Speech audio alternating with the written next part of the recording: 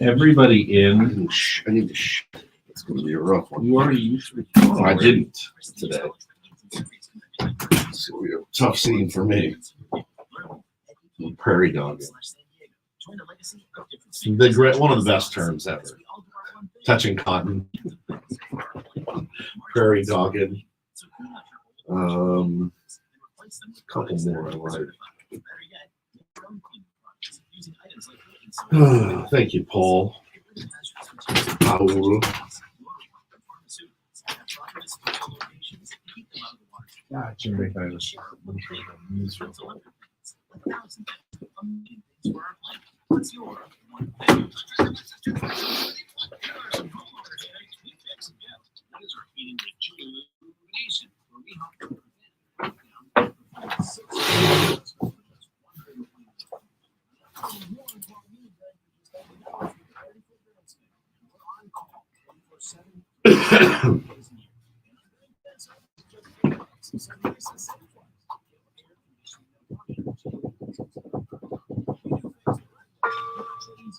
Works. Bentley.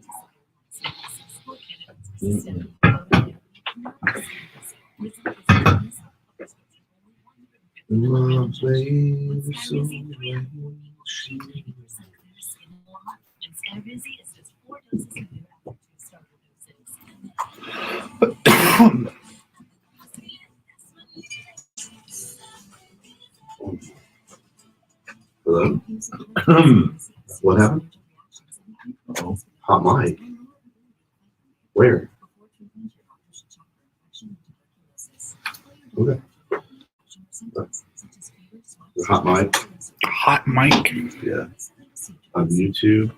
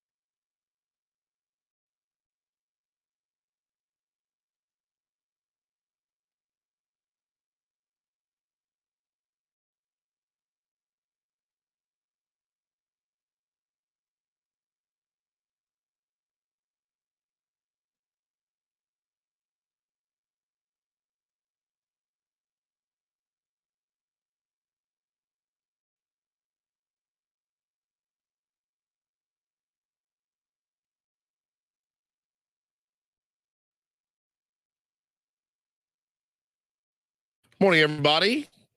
Ben Woods, 97.3 Fan. I was informed there's a hot mic in here.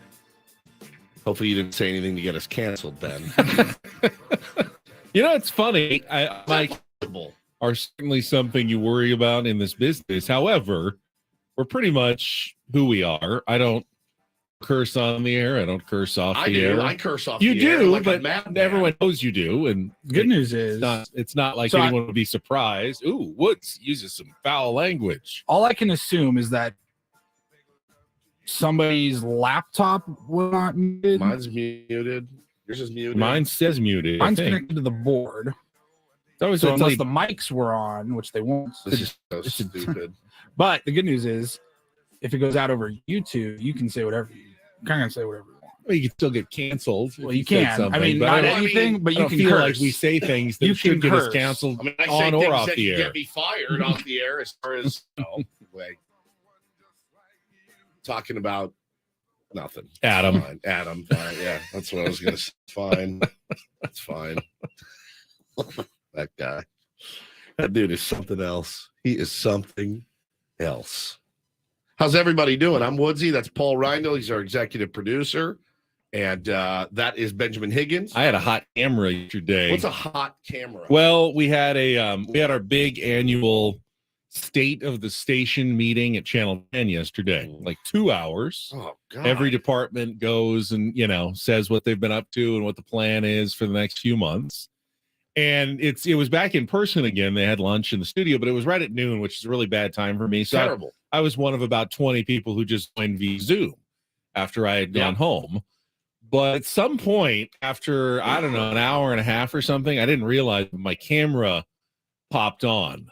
Not my microphone, but my camera was on. Hot camera. And Hot camera. I didn't realize that. And I'm not sure exactly how far it went and who was watching. But at some point I got a DM from one of my colleagues who, your camera's on. And I go, oh God, what have I been doing? I was eating a fish taco, and then I was just wandering around the house a little bit. I mean, it wasn't like holding it up. It was on my phone. So it was wherever it was kind of around and random. I was laying in bed for a minute. I almost started getting like ready for the shower because it was time to get ready for work. Oh, That would my have been God. that would have been bad. Like somehow I had been on camera while undressing and in the middle of a meeting with the entire 140 some odd employees of the station on this Zoom meeting. So And they it's- could have all just been watching whatever I was doing at home. So it's definitely you then that have hot mic right Probably. now. Yeah. Hot Holy camera, crap. hot mic. I don't know. I mean, it must have just hit it accidentally because I was very, very careful about not turning either of those things on. I wanted to be a very anonymous, non-camera, non-microphone participant in that meeting.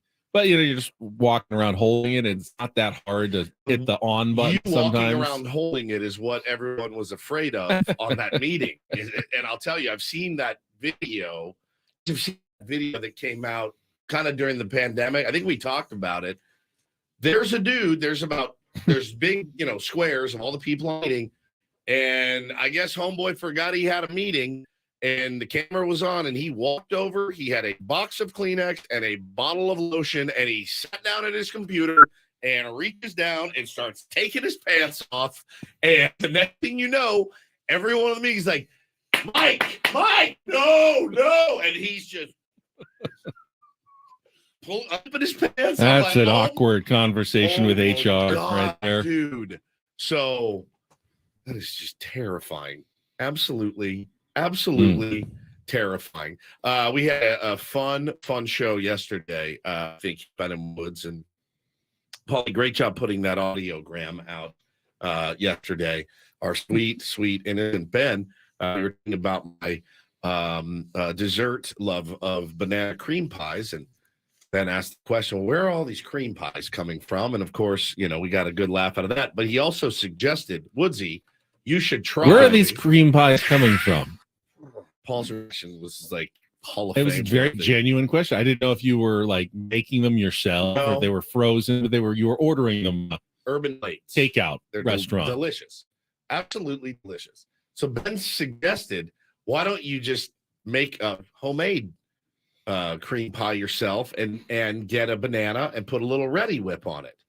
And I got to tell you, last night, it's pretty good, pretty delicious. I mean, a lot healthier with no crust, no No pudding crust, filling, pudding, just filling, banana, and just kind of a kicked up banana for dessert, essentially. It's an erotic dessert too, just so you know. But I did eat it last night and it was really good. It was really good. I think maybe I can my banana cream pie habit now by your suggestion. So I wanted to give you props for a cream pie alternative. Have you a little risque for 6:07 in the morning, We're but in safe harbor here. have I you think. ever done the whipped cream thing You know what I'm talking I about? do know This what is it's foreplay. about. This is called foreplay.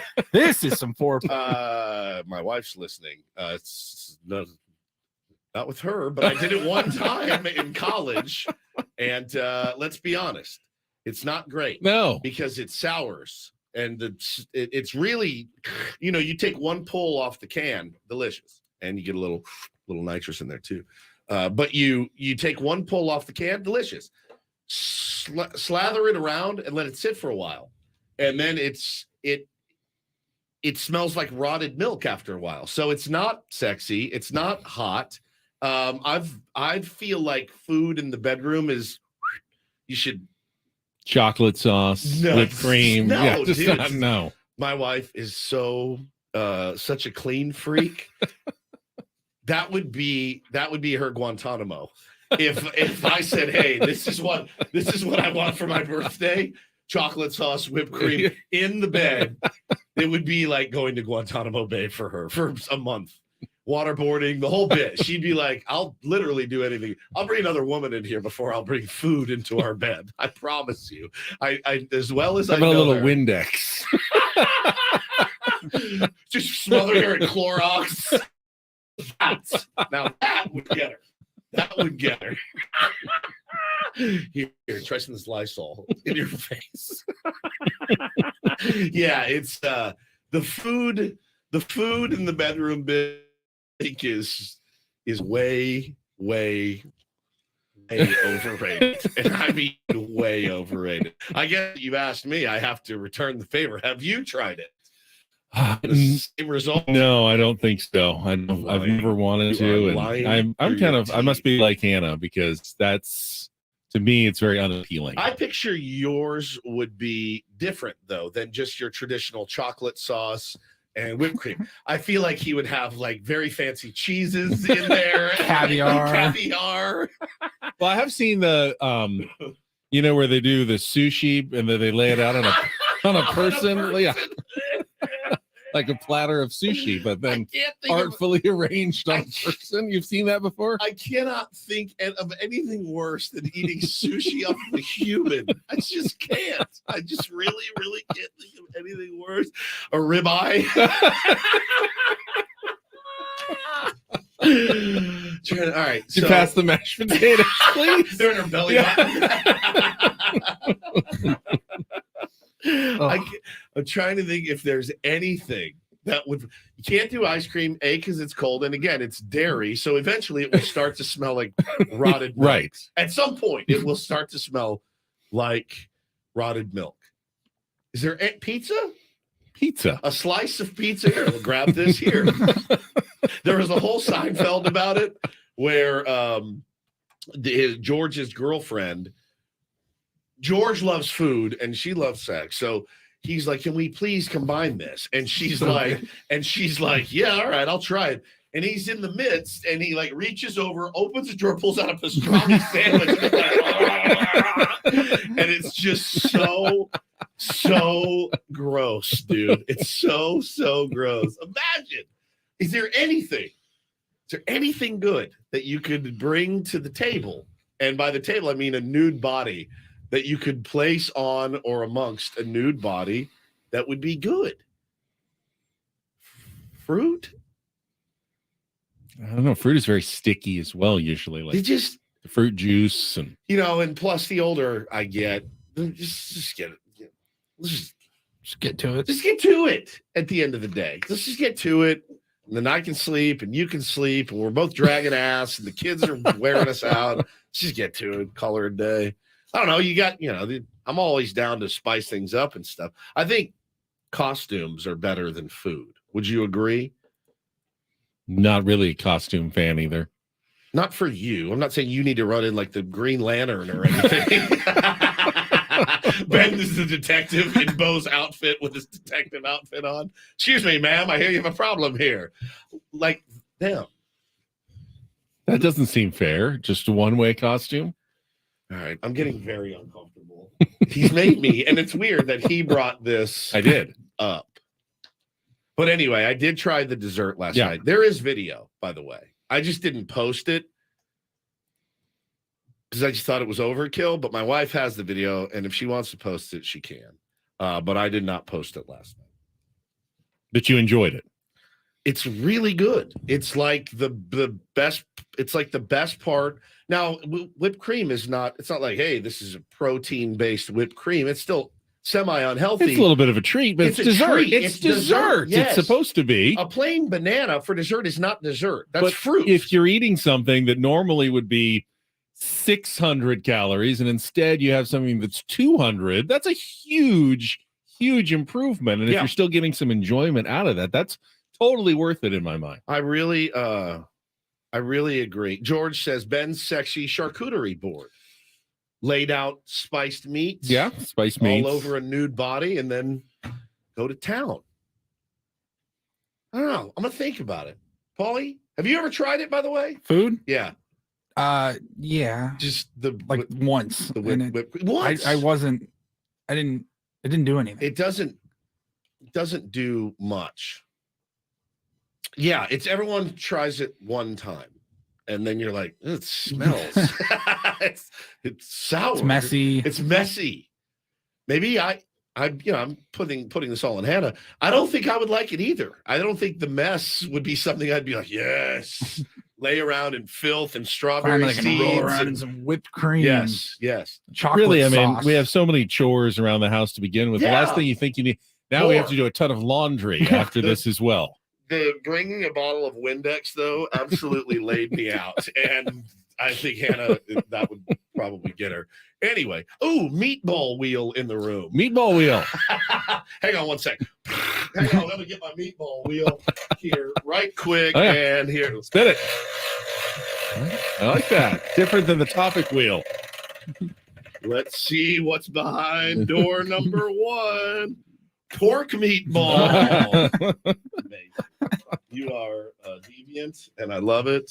And the rad one says alcohol. It kills germs and dries quickly. Tequila shots out of the belly button. Okay. Body shots. Body shots. That's kind of hot. Whew. All right. I'm getting all hot and bothered. All right. That's a good way to get into the show. That's why we do this, to warm up a little bit. I'm warm. Oh, dude, today's National Meatball Day. Wow. Look at that. Oh, National Get Over It Day as well. Try that one at home. Just get over it. Be a dead man. National Crab Meat Day. I'm going to pass on crab meat in the bedroom. Essentially, a crab cake is kind of a crab meatball Can you imagine when you think about eating crab cakes off of your spouse? I'm repulsed. I'm actually repulsed at us right now. Should go home. it. All right, we've Shut got. that out. Let's just replay all the interviews we had this week. We haven't had that many. We had Major Garrett yesterday. He was awesome. good. We will check in with Sammy spring training a little bit later as well. The WBC is still underway. We've got a tie game right now between Italy and Cuba in the 8th inning over in the Far East right now. I don't know if they're in Japan or in Taiwan, but one of the two venues. The rest of the games are done. Watched a couple last night as well. We can talk about the WBC. We'll talk about the Padres yesterday as well. We'll get into all of that. First, though, the Daily Ditty coming up next. Paulie's pick, Paulie's theme, artists that share the name with the person choosing the Daily Ditty. So Like- we'll get another Paul coming up It's here. one of my favorite themes we've ever done. I'm legitimately on the edge of my seat waiting to see what he picks. All right, that's coming up next, and then we'll just get into the show going until 10 o'clock this morning. It is Ben and Woods. Glad to have you with us. Thanks for getting through foreplay with us. Oh, she posted the video of me eating The banana? your dessert, Whipped so cream on a it's up- banana. It's up there now. That's coming up. Let's check traffic with Kelly, and then we're off and running here on 97.3 The Fan.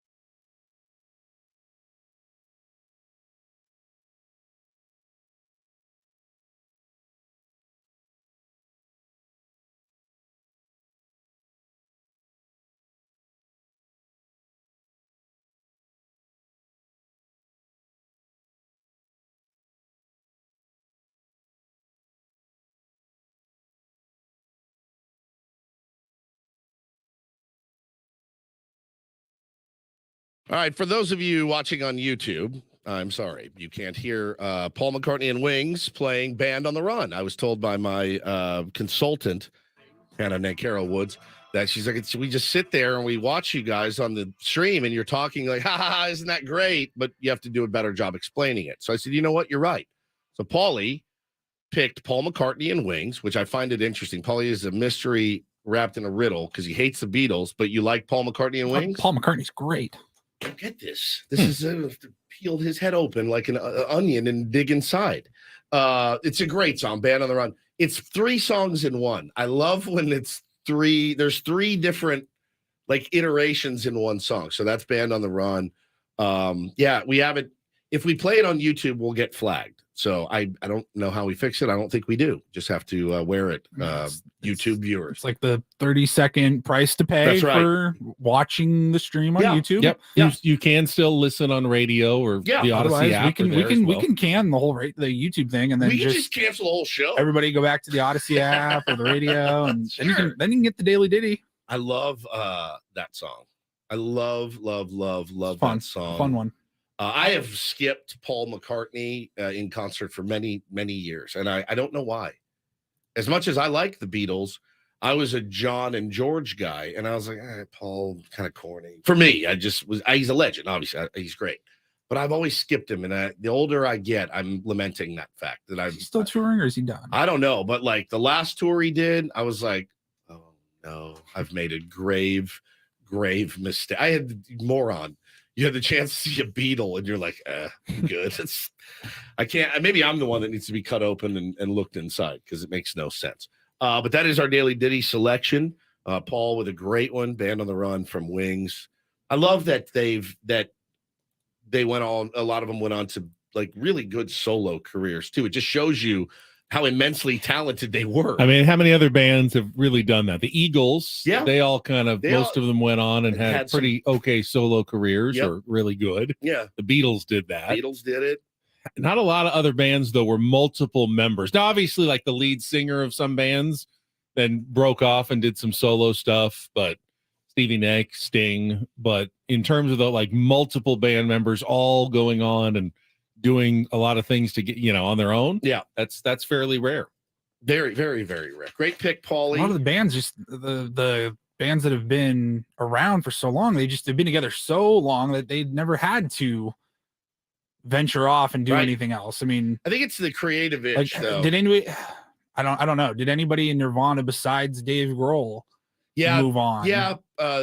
Chris Novoselic. They had little bands and Yeah. stuff, but nothing major. Not Foo Fighters. It's the creative itch, though. It's like if I want to do, I don't have my creative itch is scratched in here. It's not like I need to go do it.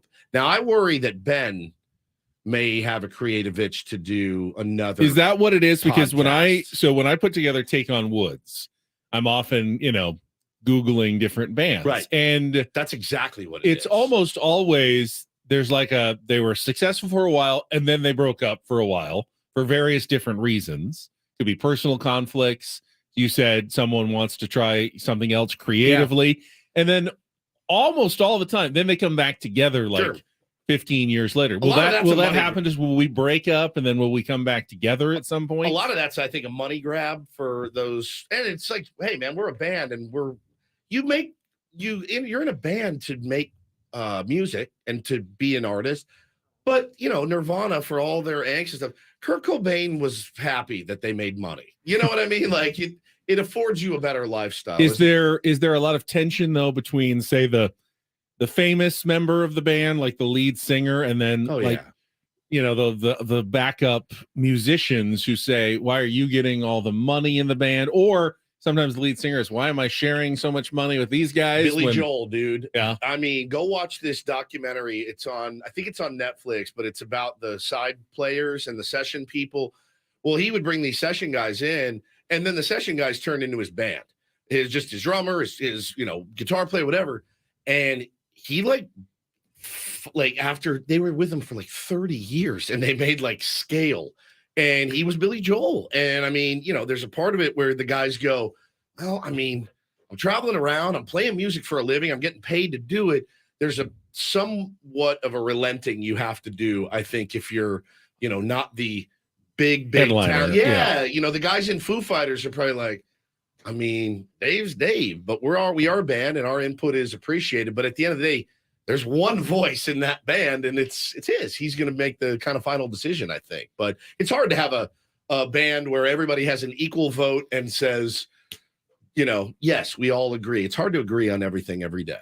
It is. But I wonder, even like, with the three of us. It is. I wonder if do you fetishize maybe having another? How often do you think bands, like, that's got to be a conversation all the time, right? Like, how do bands get paid? It's got to be so.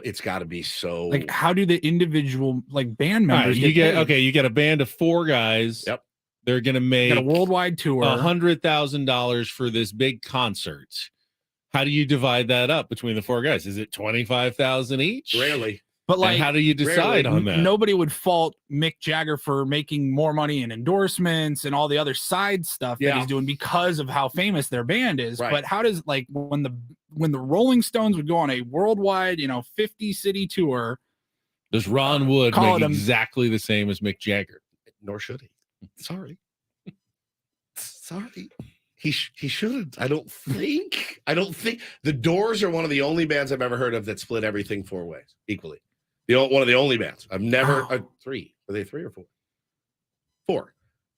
3. How many people? 3. Ray, Jim, Robbie, and John. 4. They split everything down the middle. So I mean, it's not easy to do. Not easy to do.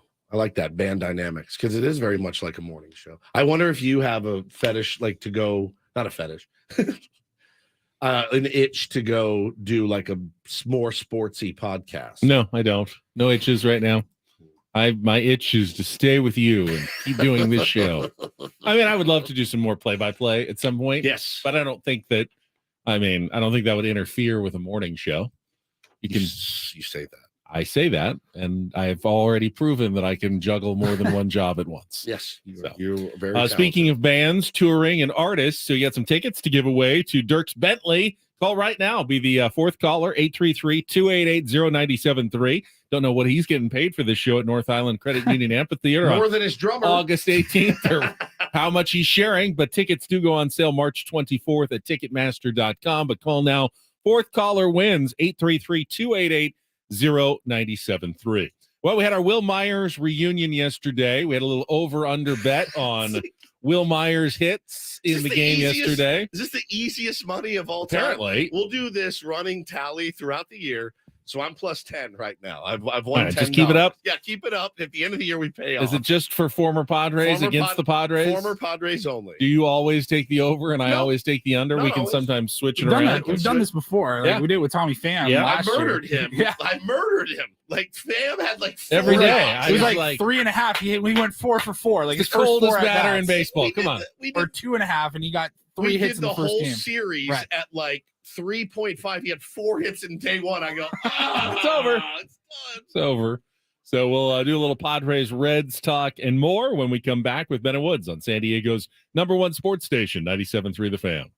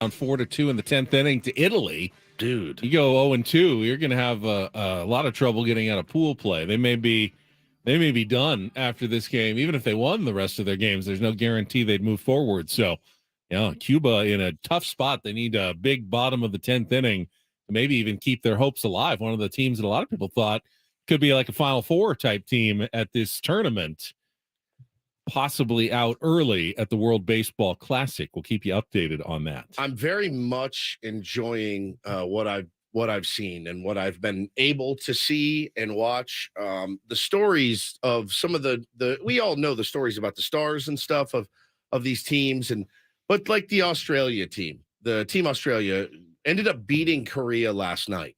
And I thought to myself, I'm really glad I don't gamble, because I would have you see the roster of the Australian team and you're like, who are these guys? And I posted the picture of the firefighter captain that hit a home run, who is just as shredded, more shredded than cheese, dude. He hit that big bomb last night. They won. They beat Korea. I mean, I would have lost a fortune on that game if I had bet. Korea looked like the better team. They've got stars on there, and it just goes to show you, man, baseball is a fickle bee, dude. It really is. It is very, very tough. We'll talk more about it, but there was one moment in the Korea game that one of their players it's going to stick with him probably for the rest of his life. What one of the Korean players did during that game yesterday. That's the other thing, is the time of it. I was holding my eyes open. I was watching it on my phone last night, lying in bed, and I sacked out, man. I'm wiped. And I'd love if these games were on during the day. It's not all about me, so I know everybody doesn't get up at 3 they will be in the once morning. they're here, once and they're in Florida, you'll be able to see more of them. But obviously, these games in Japan and in Taiwan are going to be, time shifted for us a little bit. Country music superstar Sam Hunt will take over Resorts World Theater on April 21st and 22nd. Tickets are on sale now at AXS.com, but we are giving them away here at 97.3 The Fan. And you really don't have to do anything. Just listen on the Odyssey app for your chance to win. Every hour you listen through March 19th equals one entry into the contest. You get 2-night stay at Resorts World Las Vegas and tickets to the show. We'll come back with some Padres talk. Reds yesterday, Fernando Tatis Jr. still looking for that first hit. First, let's check traffic here on 97.3 The Fan. From the premier Kia of Carlsbad Traffic Center, part of the Premier Auto family, here's Kelly Tannick. Got a few problems here. Crash on the southbound side of the 5 at Imperial. It's now over to the right shoulder. Westbound side of the 8 past Fletcher Parkway. 2-vehicle accident over to the right shoulder. Also an accident in the center divide, eastbound side of the 52. This is just past Mission Gorge. Southbound 67 right at the westbound 8. Watch out for what looks like a traffic sign down in lanes. I'm Kelly Danick with Ben & Woods, San Diego's #1 sports station, 97.3 The Fan. All right, so yesterday the Padres hosted the Cincinnati Reds, and Will Myers decided, even though a lot of times veteran players don't do the drive for the road games in spring training, he wanted to be there. He wanted to go and say hi.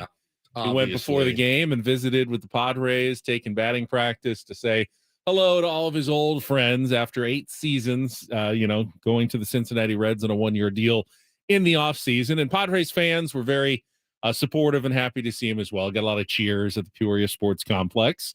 Sometimes that's not the case when a player leaves an organization, but in this case, nothing but good feelings toward Will Myers on his return to Peoria. And, it's the time-honored tradition of former Padres coming back to torch you. Now, not that Will Myers torched you with didn't he have like a bleeder single, bleeder single, and then a decent, like a 6 chopper up the middle RBI single, 2 hits. Cash the bet over 1.5 hits. Did it in his first 2 at bats, which should probably pay out a little bit more because it's spring training and you pretty much have to go. You have 3 at bats usually, exactly. At most. So Will Myers delivers. That was one of my reasoning for going under. Of course, 1.5. I'm going, all right, you're not getting 5 at bats in this game. So, but yeah, and the Reds ended up winning 10-9. Obviously the pitching wasn't as sharp as we had seen. Julio Teheran gave up a few runs. Brent Honeywell gave up a few runs yesterday. Yeah. Bob Melvin said stuff looked good. I mean, for Teheran. Still, I heard him talking after the game, but in terms of the clean sheets that he had been producing so far this spring, not the case yesterday against the Reds. Yeah, not so much. I watched some of it. I didn't see anything that gave me, cause for concern or anything. And again, it's spring training. You don't know what they're working on. Alfonso Rivas, nice bomb. That was pretty nice. Jose Azocar's looking kind of good. Man. He's looking pretty good. He's driving the ball a little bit. He had a 2-run double down the line, and he's been doing that a lot. I mean, no home runs, and I don't think you're ever going to get many, if any, home runs. But the ball's in the gap. He can run forever. So that's a good sign for a guy who's trying to make the last spot or two on the roster. Yeah, and you just wonder, with Tatis being out for a few weeks at least, you're going to have somebody out there, and I think I don't think it's going to be one guy. I think it's going to be a couple of guys, and a combo of Dahl and Azocar would be okay. I think with me, it's not something that you're super comfortable with riding for any real length of time, Ben, but for 3 weeks at the beginning of the season, batting near the bottom of the order, I think we could all be comfortable with that with what we've got at the top. That said, man, the one thing there's a couple storylines that are pretty interesting to me. Jose Lopez is really interesting. I mean, the guy's essentially guaranteed a roster spot and has been horrid. He's been horrific, and it sucks because he's not going to have a roster spot. He's guaranteed one though, with being a Rule 5 guy. Well, they're going to give him back. Yeah, they don't have a spot for him. There's no spot. Well, my point being, hey man, you're a Rule 5 pick. You come over, you pitch well, you're on the big league roster. You're gonna be there. He is. I think his ERA is 16.3. That feels to me different than, well, it's just spring training. Maybe he's working on some stuff. He's been extremely hittable. I just don't know. I just don't think he's a guy. It's a low cost flyer on someone. I mean, who knows? When you take a guy in a Rule 5 draft, you're not sure what your circumstances are going to be in March. Do you have a bunch of injuries? Is the guy just going to pitch out of his mind? What's the cost? Ultimately, they spent $100,000 to get him. Yeah. And if they don't want to keep him, they have to offer him back for $50,000. Correct. So it's a $50,000 loss out of a $270 million payroll. It's, you have to take some chances in baseball, and sometimes they pay off. Most of the time, those low cost gambles, they don't, and you just move on. And, all right, we tried, and he's not going to be part of our plans here in 2023. Yeah, which is fine. But he was an interesting guy at the beginning. And anytime you get somebody from the Rays, you wonder, well, what the hell's wrong with them if the Rays are going to give him up? So, probably not going to make the roster. And they didn't give him up. You can't protect everybody. And maybe that was some of the thinking. Like, they got so many prospects that they're a good team to try to steal from. But I will say this. I think yesterday's game was the game that pushed me over the edge of over it, ready for the regular season. I think yesterday was the tipping point to me where I was like, all right, I'm good. Well, 3 weeks from today, we'll be there. I've satiated my spring training need to watch a lot of these games, and I don't really care anymore. I'm ready for the real deal and to watch our big dogs hit and our big dogs pitch and all that. Some pretty encouraging news on Joe Musgrove yesterday as well. I believe they said throwing from flat ground, but anchoring both feet, not stepping and landing, just throwing, keeping that arm going. Keeping that whip loose, no pain at all, and feels pretty good. So that's good. That's an encouraging sign. I don't feel any worse than I did yesterday about Fernando Tatis Jr. at the plate. He took another 0 for 3. He's now 0 for 13 this spring. The frustration was pretty evident, though, Fernando. I think everyone wants to see some results, but I said it yesterday, and I don't think it's changed much. I will be concerned about Fernando Tatis Jr.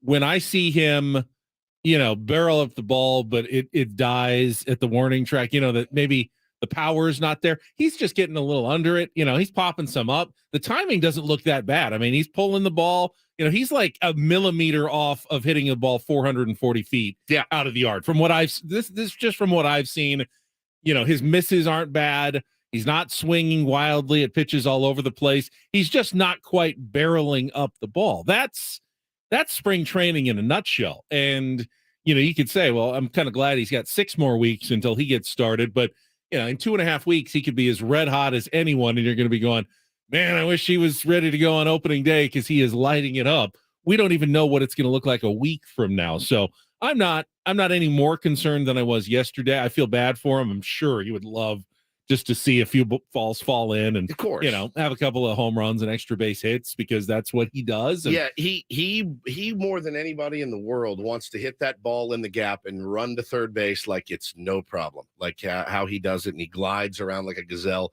He wants that, and I could see it yesterday. A little bit frustrated, like you said, getting under it. Just not quite there yet. But I mean, I'm honest to God. I saw 2 takes yesterday on Twitter that made some of my hair fall out. I'm pretty sure. One was, should we buy, sell, or hold on Fernando Tatis Jr. stock? And then that's not a take. That's a question. Right. The fact that it's a question is a take, though. There's there's 2 very obvious answers. Buy and hold. All right. That's fair. Okay.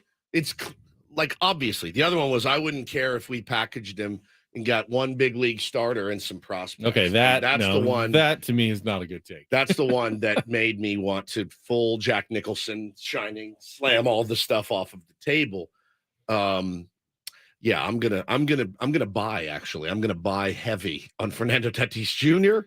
And when I buy it, I'm then going to hold it. I'm gonna hold Take it advantage of that handful of people Yes.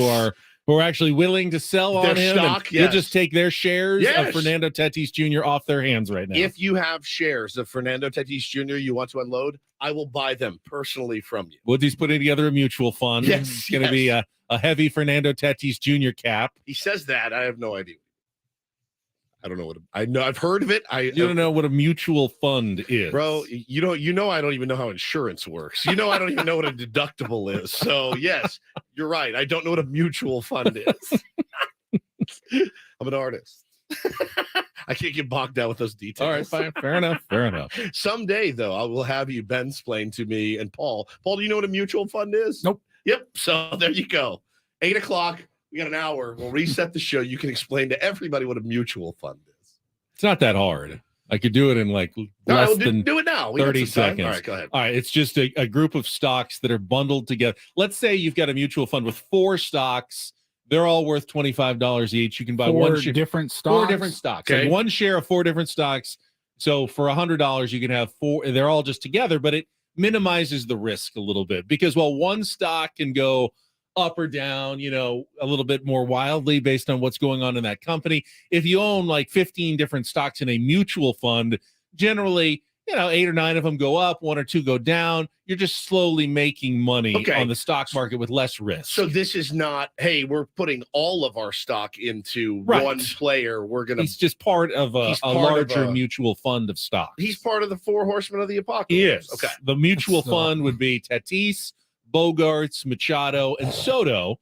And yeah, maybe one of them slumping every once in a while. But if you own the whole mutual fund, Makes sense. you're probably in pretty good shape because it's very unlikely that all of those stocks are going to go down What at the same time. What is the 4 horsemen mutual fund going to cost me? It'll be a premium mutual fund for sure. That's Apple, Coke. Yeah. These are blue chip stocks. Okay, all right. But so what you're saying now is Tatis's is a little bit lower. Manny's may be A little higher, a yeah. little higher because he's been pretty locked in. Soto's is through the roof right now because he's been tearing the cover off the ball. All right, okay. I like Not that. that hard to explain. Do you own any mutual funds? Yes. You do. Yes. Do I mean, you- I don't own the whole mutual fund. You own a little tiny piece of like a larger mutual fund. People who are in, you buy it like a stock. Like this mutual fund's worth $400 right now with a bunch of other stocks inside of it, and you own some shares of that because there's probably hundreds or thousands That of own- that of each individual stock in it. You can't, unless you're Peter Seiler, you can't buy the whole mutual fund. You don't have Peter that kind of Seiler money. owns that Yeah. entire mutual fund, actually. Probably, yes. Well, no, he does. this Yeah, one, yes, this he does. one He literally he does He own this literally one. owns that entire mutual fund. So there How you about go. that for a nickname for those guys? The Mutual Mutual Fund. Fund. I love it. I love it. All guests on Ben and Woods appear on the Premier Chevrolet of Carlsbad fan hotline. Save money the right way with Premier Chevrolet of Carlsbad. Visit them today in the Carlsbad Auto Mall. Chevrolet, find new roads. Today, Michael Wacha will make his first Cactus League start for the Padres. At least he's scheduled to, against the Cleveland Guardians. I believe that one down in Goodyear Padres will make the road trip, but Michael Wacha going I to love it. take the hill for the first time. So we saw Snell. Now we're seeing Wacha get a couple of the regulars out there. Good. All right. I don't think I'm like I said, I'm over it. Now that the WBC on, it's kind of pulling my attention to that because Oh, the stars are gone. yeah. I'm like, oh, all right. I Bogarts, guess we can be on Fernando Hit Watch. We can Xander do that. Bogarts stock up at the WBC. We'll talk Big about time. that coming up next. Play a little real or fake as well, all ahead here on 97.3 The Fan.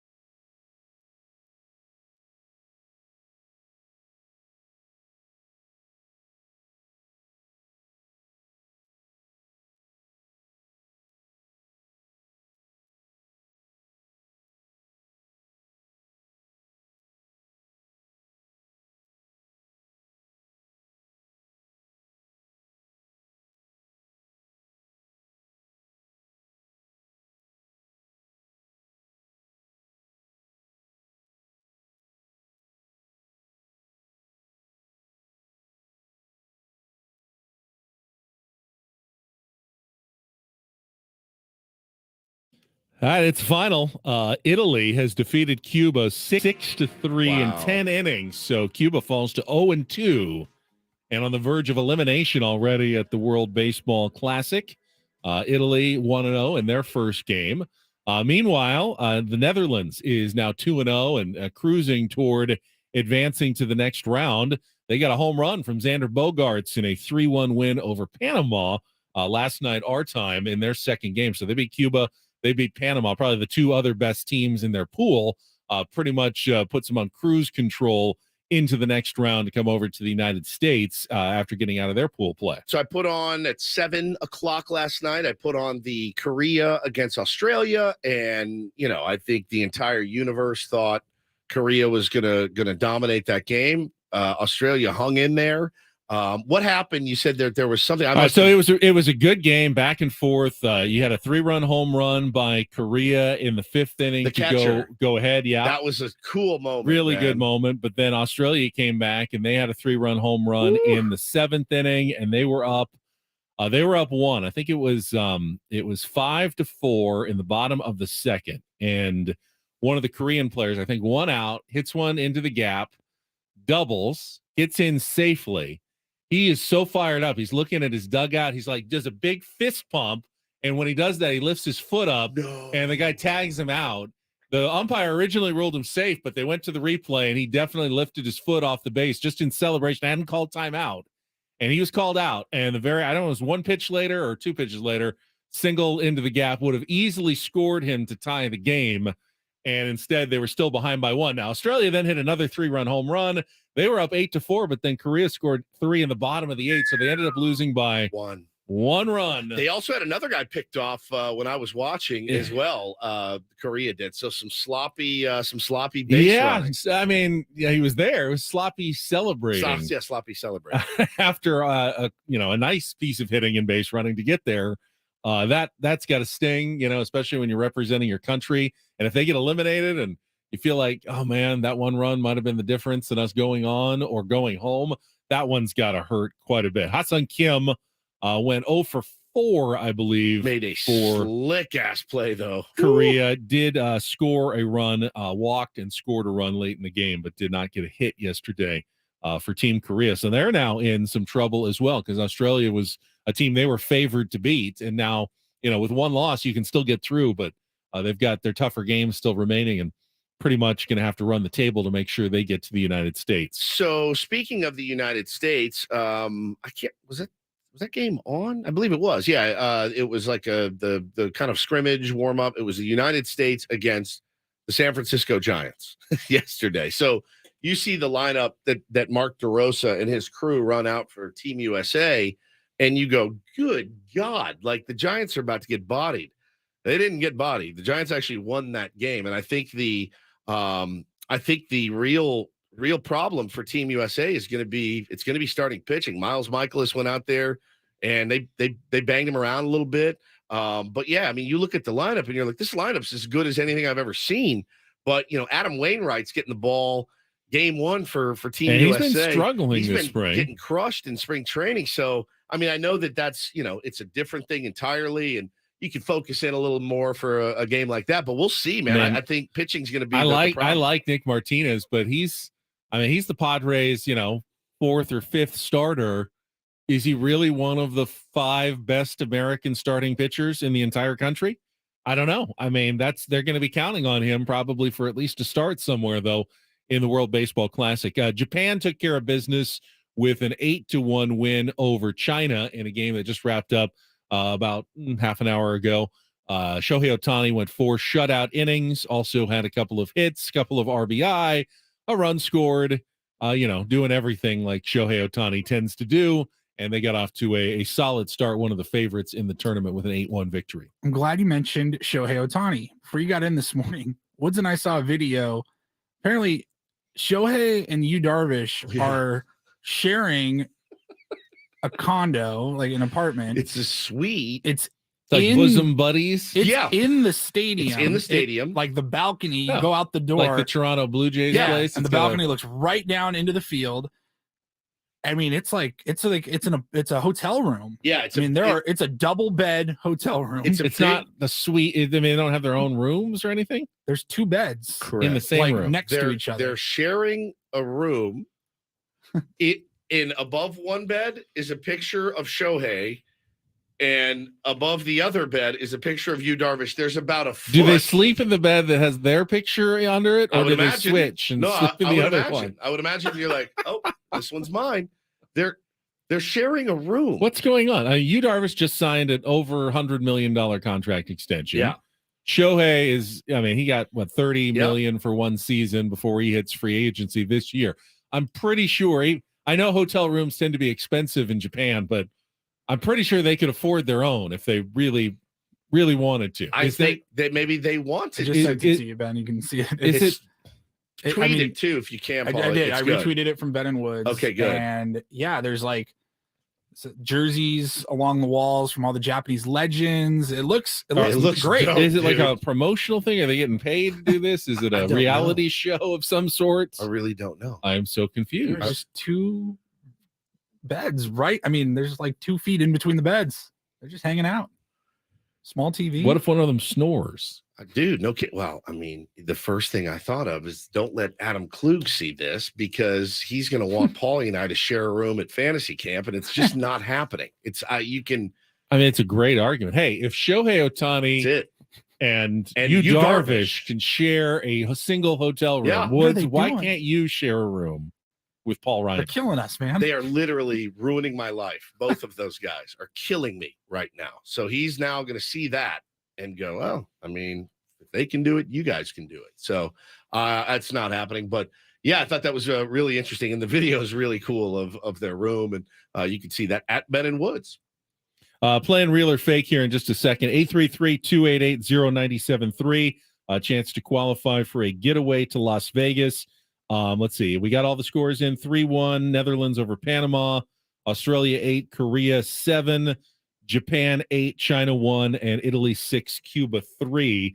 Today's games, you get tonight at 7 o'clock.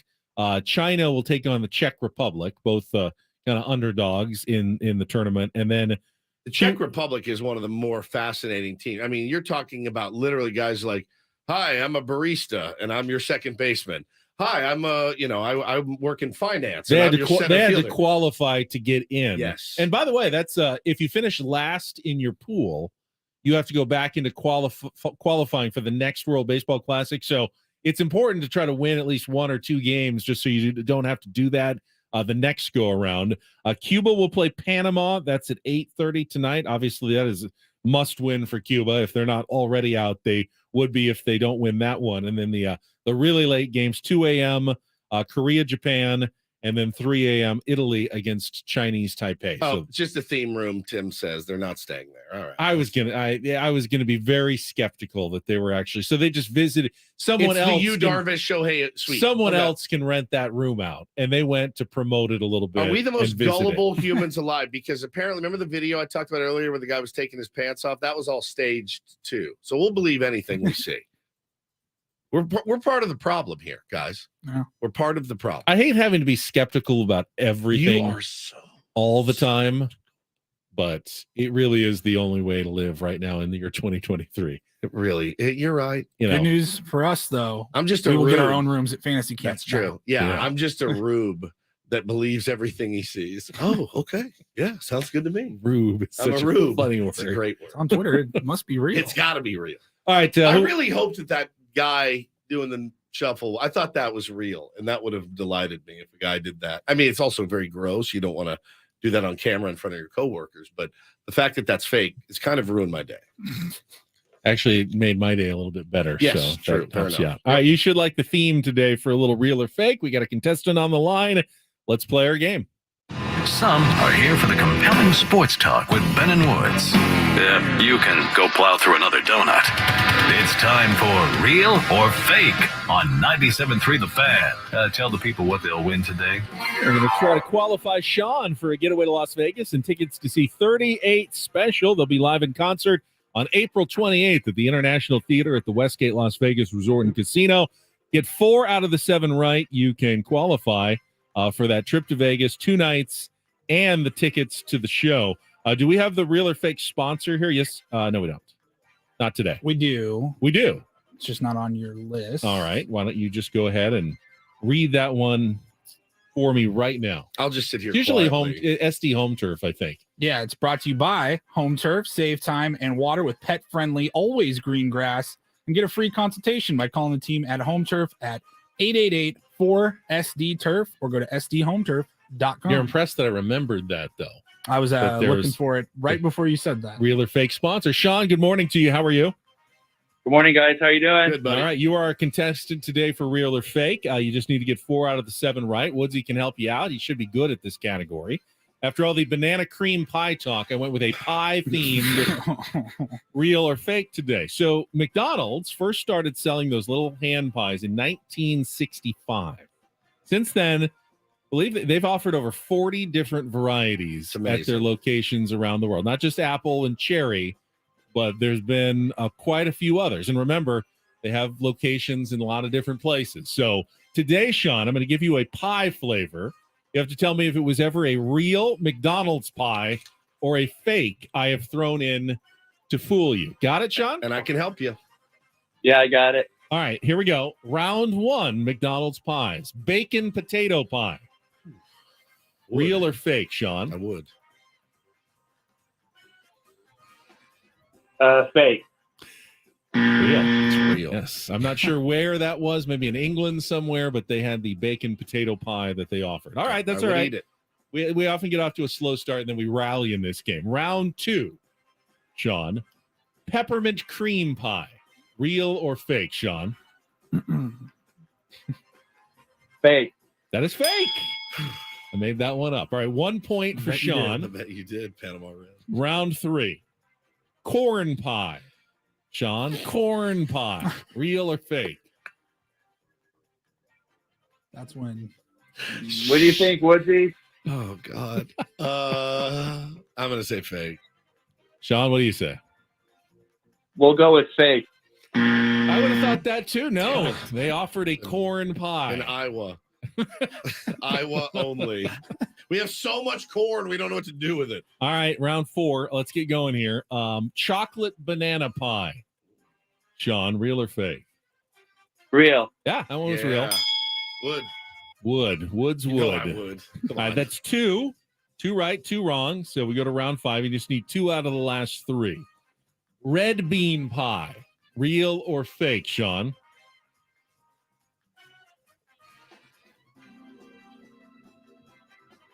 I'm gonna go fake.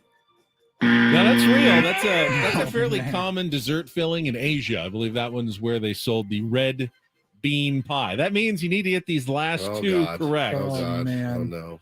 to win our game. All right, real or fake? Come on, man. Creamy herb chicken pie. Sean. Fake. Fake. It's got to be. It's real. No, it's not. There's no effing Oh, my God. way. Sorry, Sean. Yeah, McDonald's made a creamy herb chicken What pie. the hell?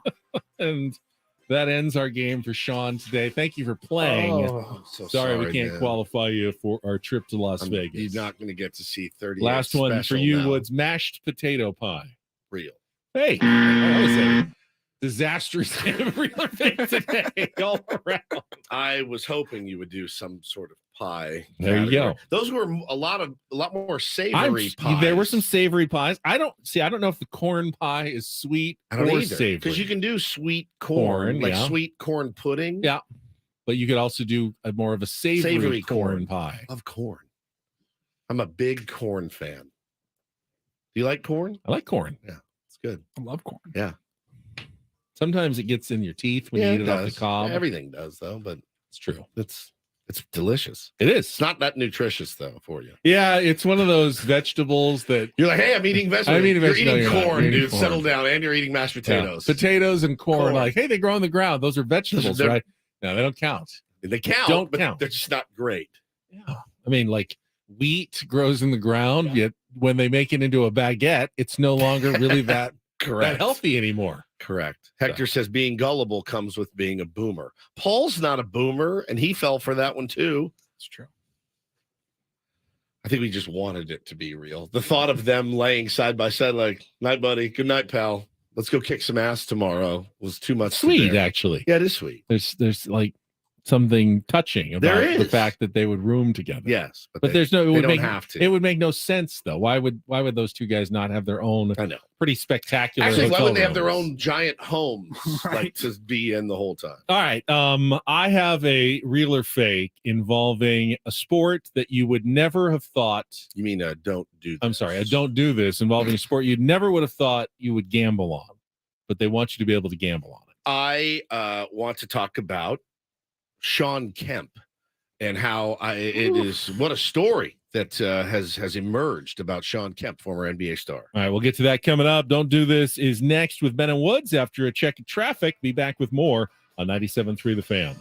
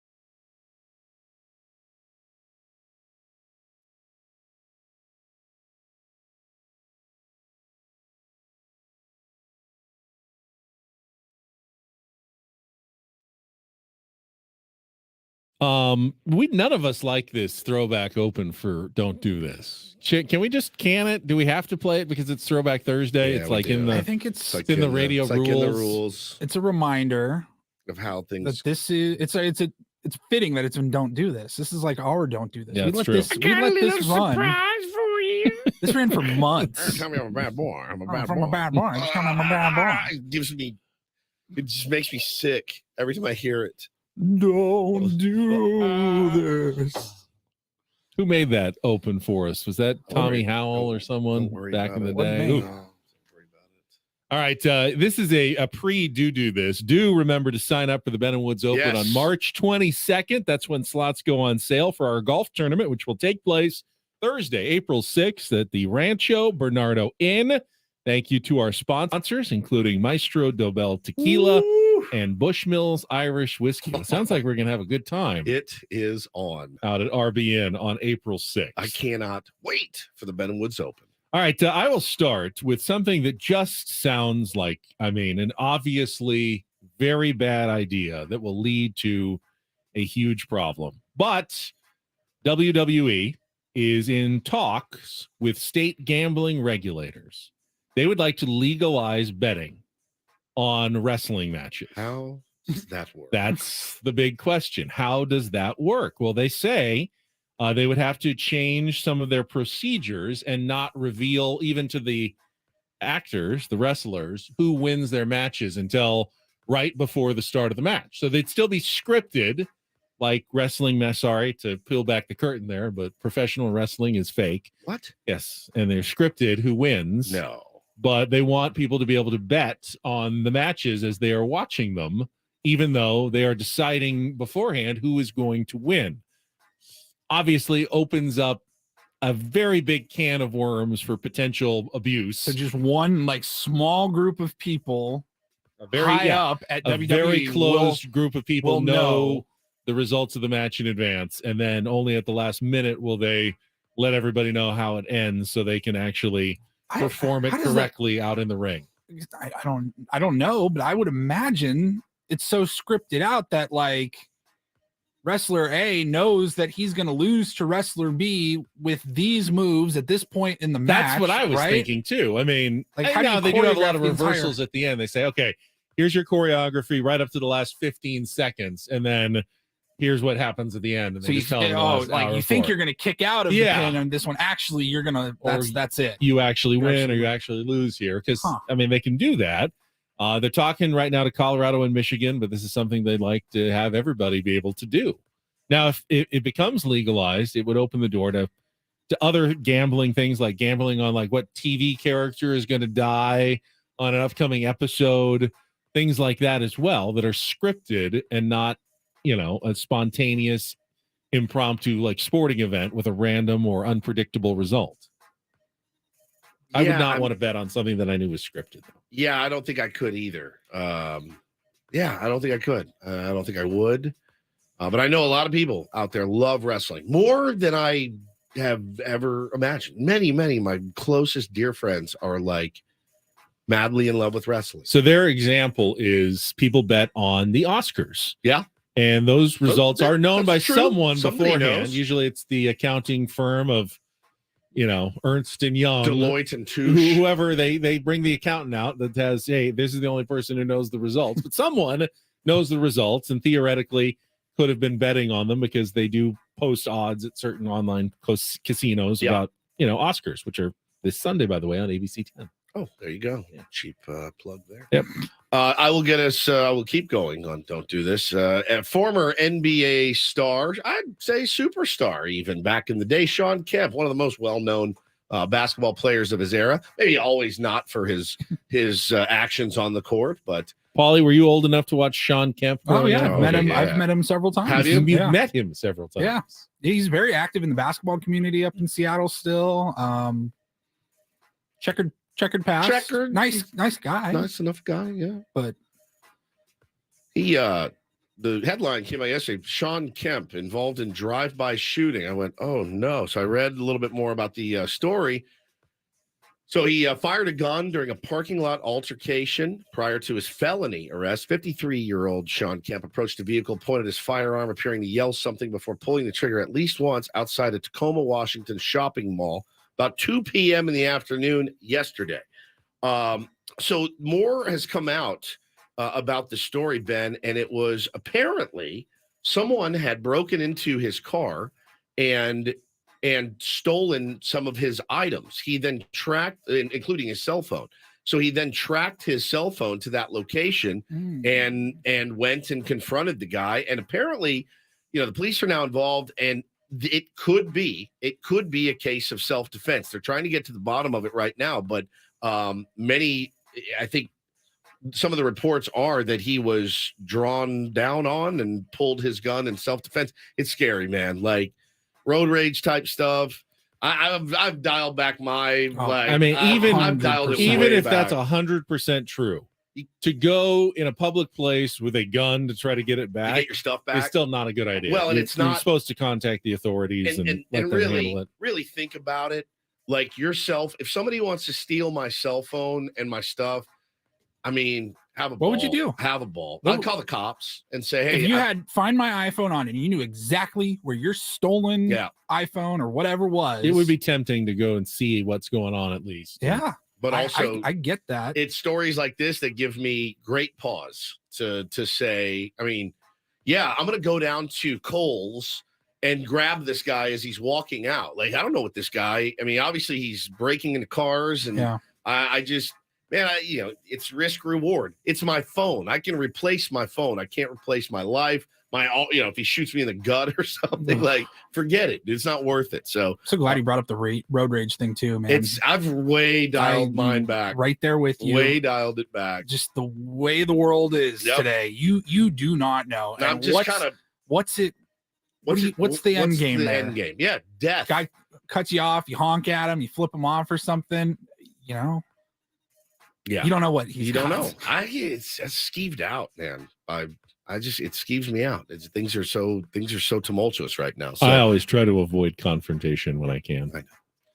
All right, finally, this really shouldn't be a do this, but because we were talking about the story yesterday, DD mega doo-doo. this is do this for us. it's a do this for, I think, for Syracuse, that they needed to get Jim Boeheim out as head coach. Yeah. It could have easily been handled in a much more elegant way. After 47 seasons, second most wins in Division I college coaching history, behind only Mike Krzyzewski, national championship win. He's a college basketball Hall of Famer.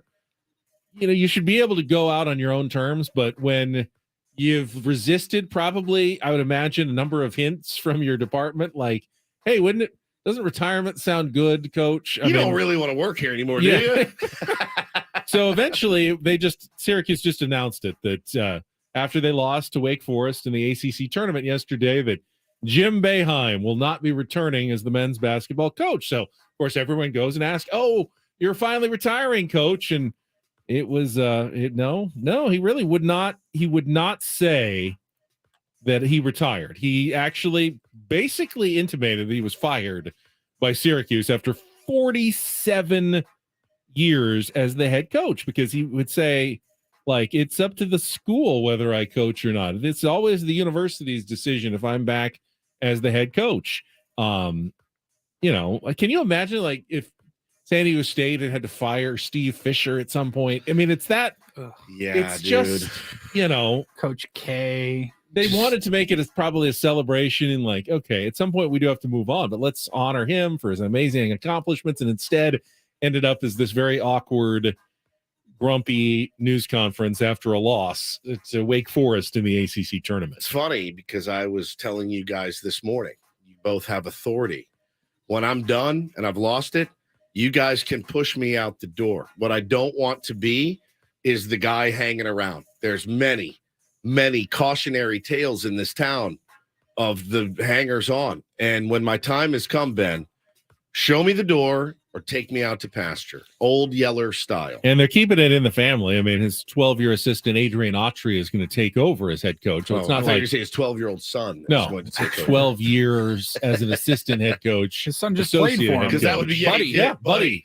Ah, That the Aztecs. guy, that yeah, guy he buried torched the Aztecs. Oh my god! yeah, Boeheim. Never forget that name. I Buddy hate the Boeheim. Boeheim family. Aircraft carrier game, NCAA tournament game. Aztecs did not fare well against that zone defense of Jim Boeheim. But now, the last couple of years, Syracuse has kind of gone downhill. And I think part of it is there's so many good shooters now in college sports that zone defense Doesn't might work. not be working the way it used to. Now, against poor shooting Aztecs teams, it worked really well, especially outdoors where the wind is blowing. But nowadays, it just doesn't seem to be as effective. I wonder if they'll switch out of the zone with a new coach, or if they'll stick with it because it's an assistant of Boeheim and remain one of the only teams that only run zone defense in college basketball. It's like at some point you gotta switch it up a little bit. You don't want to be known for that, right? Yeah, Probably not. The new guy is like, oh god, do I have to keep doing this if I really don't want to do this? But yeah, he's out. And that's mostly a don't do this for a Thursday. That was Don't Do This with Ben and Woods on 97.3 The Fan. So we've got something fun planned on Saturday. We'll let you know what we are going to be out and about in the community doing, and we'll get a little help to talk about it as well. All coming up next with Ben and Woods on San Diego's #1 sports station, 97.3 The Fan.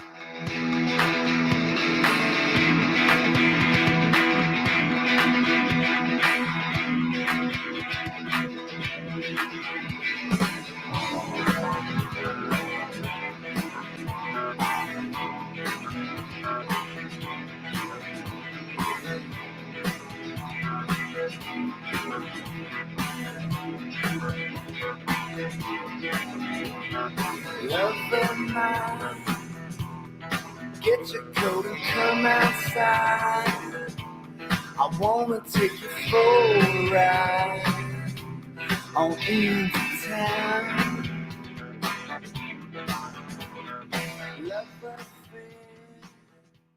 Ben and Woods on The Fan.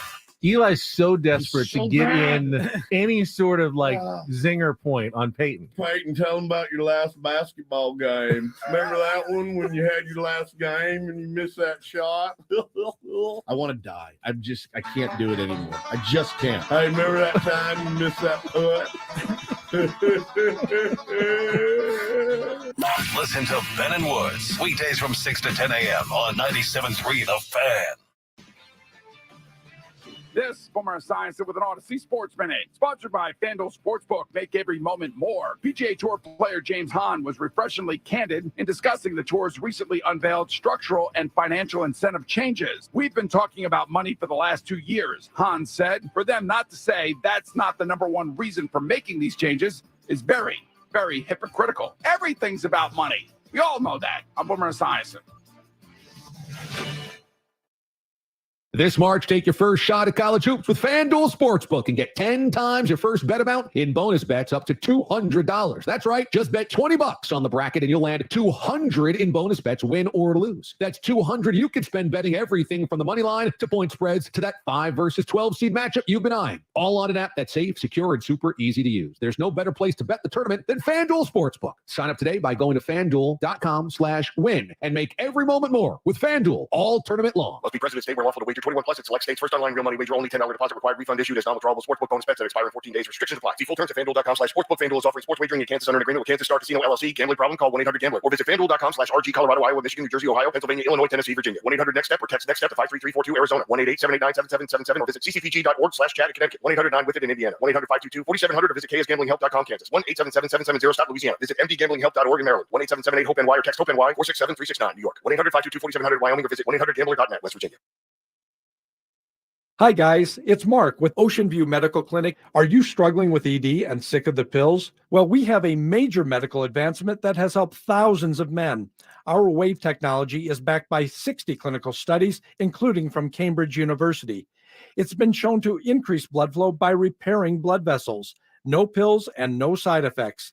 If you're ready to put a stop to your ED, call us now. And not only will the assessment and blood flow ultrasound be free, but will also include something unique that produces powerful results in the bedroom.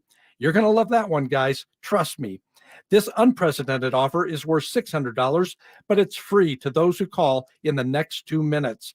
Call 619-693-3333. That's 619-693-3333. Guys, put a stop to your ED and get your life back. Call Ocean View Medical Clinic now to qualify. 619-693-3333. 619-693-3333. Hey guys, Woodsy here. Padre Spring Training is back. Tune in to 97.3 The Fan each weekday this week for the cue to call in and win tickets to a game and qualify to win the grand prize of a flyaway trip for two. Made possible by Peoria Sports Complex. Visit PeoriaBaseball.com. Coach Quintero here. I wanted to tell you about my friends at Premier Chevrolet of Carlsbad, because they're not just any dealership. Premier Chevrolet of Carlsbad is a different kind of dealership.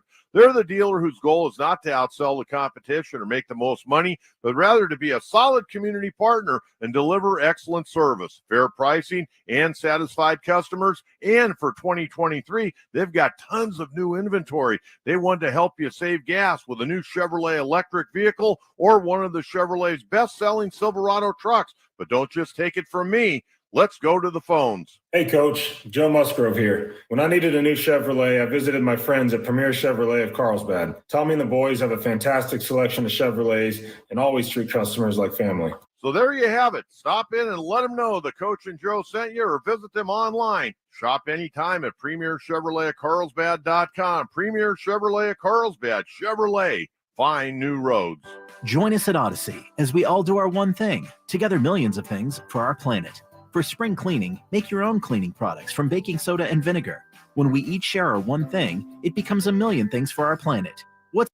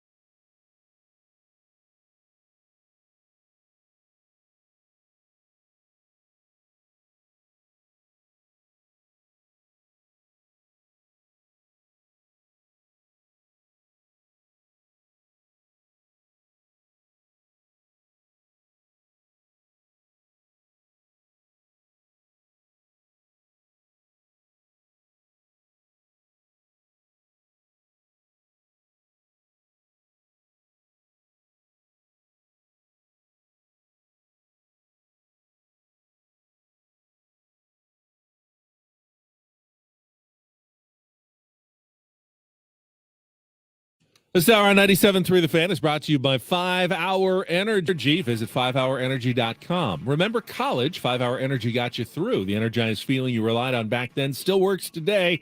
Rediscover 5 Hour Energy. It'll get you through again. Visit 5hourenergy.com. Probably playing a little Cure coming back. Big news this morning for me. Cure is coming to San Diego on May. Is it just Cure or is it The Cure? The Cure. The Cure. Yeah. At NICU Amphitheater. That's North Island Credit Union, not the NICU. Like the at the neonatal hospital. intensive care Correct. unit. That would be the Cure at a neonatal intensive care unit. Would be an intimate show, and one I would like to see. Which one? I the sponsorships confuse me. Which one is the one down in Chula Vista? Which one's the one at San Diego State? So I believe the North Island Credit Union that's is the one in Chula Vista. That's the one in Chula Vista now. It used to be like Sleep Train Yeah. and Coors. It And, was Cricket when I first moved down Crickets, there. yes. Cricket Wireless And then Amphitheater. but the one at San Diego State, which was just the open air amphitheater, That's how also I has always used to call it the Oaks. It also has a bank sponsored name now, I believe as well. So, but yes, the Cure coming here on May 20th. Oh, it's I the will- Cal Coast Credit That's right. Union Amphitheater. I will be in full. I will be in my element at that Cure show. Probably have to go by myself, but that's fine. Sounds like definitely fun. Down to do it. Speaking of going out into the community for wild. shows, the wild, we're all going to be doing it as a show. I'll let you know what we'll be up to this weekend after this check of traffic on 97.3 The Fan. From the Premier Kia of Carlsbad Traffic Center, part of the Premier Auto family, here's Kelly Danick. Traffic is sponsored by Gomez Trial Attorney. Seriously injured, get a real trial attorney. Get Gomez. Got a few people out here that might need to get their cars in for some servicing. Stalled car on the northbound side of the 5 right before Main and Division in the center divide. Also in the North County, stall blocking the right lane of the Carmel Mountain off-ramp northbound 15, and a stall blocking the HOV lane on southbound 15 near Villa Rancho. If you've been injured in a car, truck, or motorcycle accident, Gomez Trial Attorneys is ready to fight for you all the way to trial. Get a real trial lawyer. Get Gomez. Call 833. Get Gomez. I'm Kelly Danick with Ben and Woods, San Diego's #1 sports station, 97.3 The Fan. So I'm actually pretty excited about this. I got an invitation from, what was it, Justin? Invited us to attend in one of those Sequan sideline or end line suites, the Loyal season opener Saturday night at Torero Stadium at USD, and we all said let's do it as a show. We're going to go out and get an up close view at this year's Loyal team as they kick off the USL season. People are it's just rabid. A lot of my dear friends, big Loyal supporters. I've yet to make it to a game because I am a turd. But I will be here. I will go into the opener. I'm excited to check it off, to check the box finally. Now, as a sportscaster in town, I know some details about the Loyal, but I probably could get a little more information before we actually head down and take in a match as fans, which is why our friend Scuba Steve from the Locals is on our Premier Chevrolet of Carlsbad fan hotline to help us prepare for the Loyal opener this Saturday night at Torero Stadium. Steve, good morning. Good morning, you guys. How are you doing? Good, man. I know you're not sleeping already. That's how excited you are. Definitely. I'm super excited. Yeah, year 4. Year 4 of the Loyal. New coach? Yeah, I met him. You did? Yeah, Nate Miller replacing Landon Donovan. They didn't fire Landon, though, Steve. He kind of bumped up to the higher up front office area. Yeah, and the way the club kind of, put that out there is he was basically doing 2 jobs. He was kind of executive vice president of soccer operations, and he was also head coach and doing a lot of that stuff. And, I think it's just a reduction of, spreading his time and focusing more on doing specific things. And I think that there was a lot to be said. Landon said of himself that Nate did a lot of the tactics and coaching and stuff behind the scenes anyway. So I'm not expecting a whole lot to change as far as, tactics and how the team plays, but yeah, it will be interesting to, we won't be seeing Landon on the sideline anymore, and Nate will be calling the shots formally. So yeah, it'll be a little bit different, but I don't expect a little bit, too much about how the team plays. And, sometimes you get a new manager and it completely changes the club, but I don't think that's going to happen with what happened this offseason. So one of the reasons I love having Steve on is because he takes, because we are such, rubes. I've already used it this morning, but I can use it again when it comes to soccer. We're rubes, and the passion that Steve has, he's very patient. He's like a dad. He's like a dad with 3 little kids that have a bunch of questions and don't really know the answers to it. He's very patient with it. So give us kind of your overarching thoughts on a couple things, actually. I mean, I know all the MSL talk is pretty interesting with San Diego being one of 2. And really, MLS. I'm sorry, what did I say? MSL. MLS. All the see what I'm talking about? Rubes. All the MLS talk coming. No. MLS. God dang it! No, it's like MLB. Like the MBL, sport that we talk about all the time. Major Baseball League. But it's Major League Soccer. So yes, Major League Soccer coming to town. Give us kind of your perspective. I know we talked a little bit about Twitter. Is it a nerve-wracking time to be a Loyal fan? Yeah, I mean, there's obviously those rumors, and they're very. They're out there from everything that I can tell. It's real. I mean, I think that there's been a couple groups that have come into town and want to make this happen, but this one seems really into it and really interested. And, is it exciting? Yeah, sure. But it's also, things could fall apart easily here quickly because there's just a lot to figure out. Right. So my kind of focus with Loyal and MLS and that whole situation is to enjoy the team we have now. We have a really good team. We were second in the Western Conference last year. And then, we kind of got our butt spanked in the playoffs, but we had a good team. It was a great season. And I think we've made some notable improvements this off season. And it's kind of just like focus on the here and now and grow the community and grow the fan base at the level we can. Right. Because you might be saying, well, that's, in the future, that might be the long-term goal, but right now the short-term goal and what's right in front of us is all we can focus on. And that's kind of where I'm looking. And I think a lot of my fellow loyal supporters are as well. Steve, I think I read somewhere that 15 of the 20 players from last season are back, including some of the leading scorers like Evan Conway and Tumi Moshibane. But the improvements you're talking about, the name that stands out to me, having been around for a while, is Joe Corona. Former local star, played for the Cholos, has played around the world. How big of a difference? I mean, is he still in that stage of his career where he's going to make a big impact, or is he more of a name that might draw some fans to the pitch? Yeah, I mean, I think he's going to make an impact. I think that he's still got a lot left in him. It might seem like, going from, he was in MLS, I think early last season with the Galaxy, and maybe he wasn't playing so much, and he moved over to Sweden, and I think he had some game time, but, you might think, a move to USL second division American soccer, that might be a step down, but at the same time, Landon said it himself, that the quality here at USL really isn't that different than, say the lower ends of MLS. So I think there's a lot left. He's had some bad luck with injuries, so hopefully he can stay healthy. Hopefully that, he's recovered from those injuries and he's still got some running left in him. I know he's, in his early 30s, and, might think, oh, that's young. But sometimes in soccer, it's just, you start so young at 16 years old as a professional, and it's a grind. It's like a 9-month season of running 7 miles a game, week in, week out, plus training. Like, it's a grind. So you see a lot of players, 31, 32, 33, just kind of lose their legs behind them. But I'm really hopeful. I'm really excited to see Joe. I think the way that he could just control the midfield and just calm the game down and really, play within Nate's system of, kind of possessing the ball and distributing it around. And I'm really excited. I think that he's going to be a huge upgrade.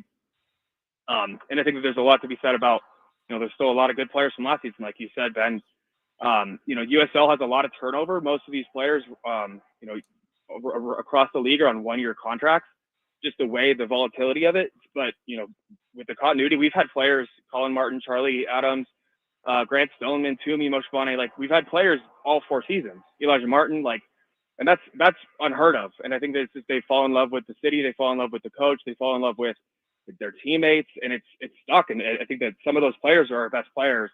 And they just fit so comfortably. So a good team you see year in, year out, you bring a lot of that continuity, and then you plug and play upgrades here and there and depth pieces here and there. You see that with baseball too, right? You get a lot of long-term players, and then you poke upgrades here and there, and it makes your team better and better. So I think we're going to have a really good season. Just continue to build on, last year's second place Western Conference finish, and then hopefully, as the season goes on, we get some good form and get to hit the playoffs with the ground running.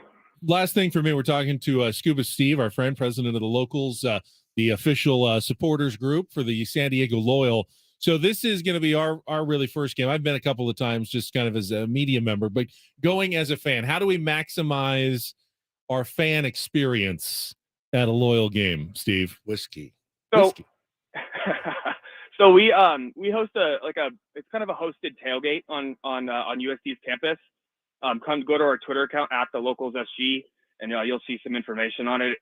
It's kind of a hosted tailgate. USD isn't too keen about tailgating, so we do what we can. It's kind of just you get there early, have a couple beers you can buy. We'll have some games, some music, buy our scarves. Check us out, and then at the match, you guys got to come to the supporter section. You got to come bang the drums. We'll do that energy you bring to the Seals games.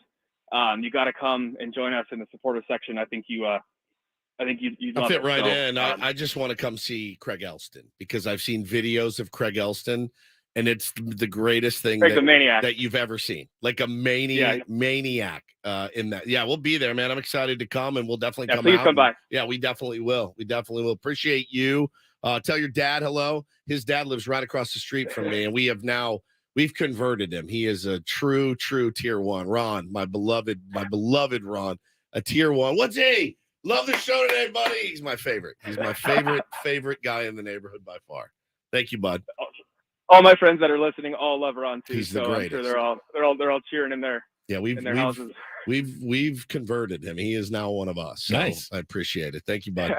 And thank you very much. Steve appearing on our Premier Chevrolet of Carlsbad fan hotline. Save money the right way with Premier Chevrolet of Carlsbad. Visit them today in the Carlsbad Auto Mall. Chevrolet, find new roads. You know what I didn't ask? I have never worn a scarf. I have in my life. I did. I've never put one on. I don't think. But you grew up in San Diego. I've used them for. Is it just to keep your neck warm? Is that they're is that good, the too. idea? Yeah, they're. I mean, they if work. if you don't have a turtleneck on, it replaces the turtleneck part. Yeah, I don't know how many people are rocking turtlenecks anymore. It's not a great look. The scarf is a better look. I think so. I think it's. Do you wrap it around or do you just let it hang? No, I Oh, have at a soccer game, you let it hang. Yeah, you let it hang. But But there's when a you're using way it, to- when you're actually using it for warmth in the snow or something, I have a way to fold it the proper way. A proper It's a scarf loop, and folding you put it method. around and you pull it. Yeah, it looks cool too. Almost like an ascot. Kind sounds of like an isn't it? ascot. Yes. If that. Now you're like, I have worn ascots before, but I have not worn any. Well, obviously, when you go sailing, you have to wear your ascot with your blue blazer. What are we doing here? We don't have an ascot on. Might as well not even get on the water, Woods. They gave me one when I went out to watch the World Cup. I wore it the whole time. I had a blast. I had an absolute blast. They're lunatics. The question though was, where did that come from? Was I it don't just know. was people were cold at soccer games? They decided to wear scarves and it hooked on, because it makes really no sense to wear scarves in San Diego If it's hot. especially at a summer sport. I mean, maybe this week it'll be a little chilly. cool and chilly at night, but when they're playing in July, in a day game, scarves not necessary in San Diego. Well, it's funny. I mean, you say that, and you see baseball players out there, and they're in compression head to toe, and I don't know what. That's probably for a reason, but man, the fans. You don't see the fans in a lot of warm gear. I don't know. I don't know what the impetus behind that is, but they love them and they'll wave. But those it's not things just around. here. It's everywhere. A tradition among soccer fans. Somebody will around let the us world, know. I think. That's one thing I do know. Where did the scarves thing start? Maybe it's how you represent your team in soccer, as opposed to wearing your team's hat in baseball. You wear your team's scarf. Yeah. In soccer. Yeah. People don't wear hats all over the world. I don't know. You're asking Soccer hats. No, I guess there's no hat in soccer. Correct, but there's no scarves. See, it's not like the players That's are running true, around too. in They scarves. Like, oh, I'm going to get the same We could all scarves. wear shin guards of our favorite players. Yeah, I have that no- would make more sense. Somebody will let us know. you guys, we just had a massive soccer fan on. Could have the air. asked him. Probably That's should have why I asked him. said I should have. I forgot. I wanted to ask him that question, and I forgot to ask him. He'll tweet us. All the sports, news, music, podcast you're looking for, you can find them all in the free Odyssey app. I think we have 5 new podcasts. Oh, no, wait, 10 million podcasts on the Odyssey app, including Big Time Baseball with our own Tony Gwynn Jr. and John Heyman. They've got the inside scoop on what's happening from the field to the clubhouse and front office. Check out Big Time Baseball on the Odyssey app or wherever you get your podcast. Jason says scarves started in Europe because they play a winter season. It's cold over there. Right. That's just functional, though. It's a summer season here. Yeah. All right. Never mind. Got a Fine. little throwback Thursday coming up. Yes. Very monumental moment on this exact day in Ben and Woods Wow. history. All right, it's coming up next. A history lesson on 97.3 The Fan.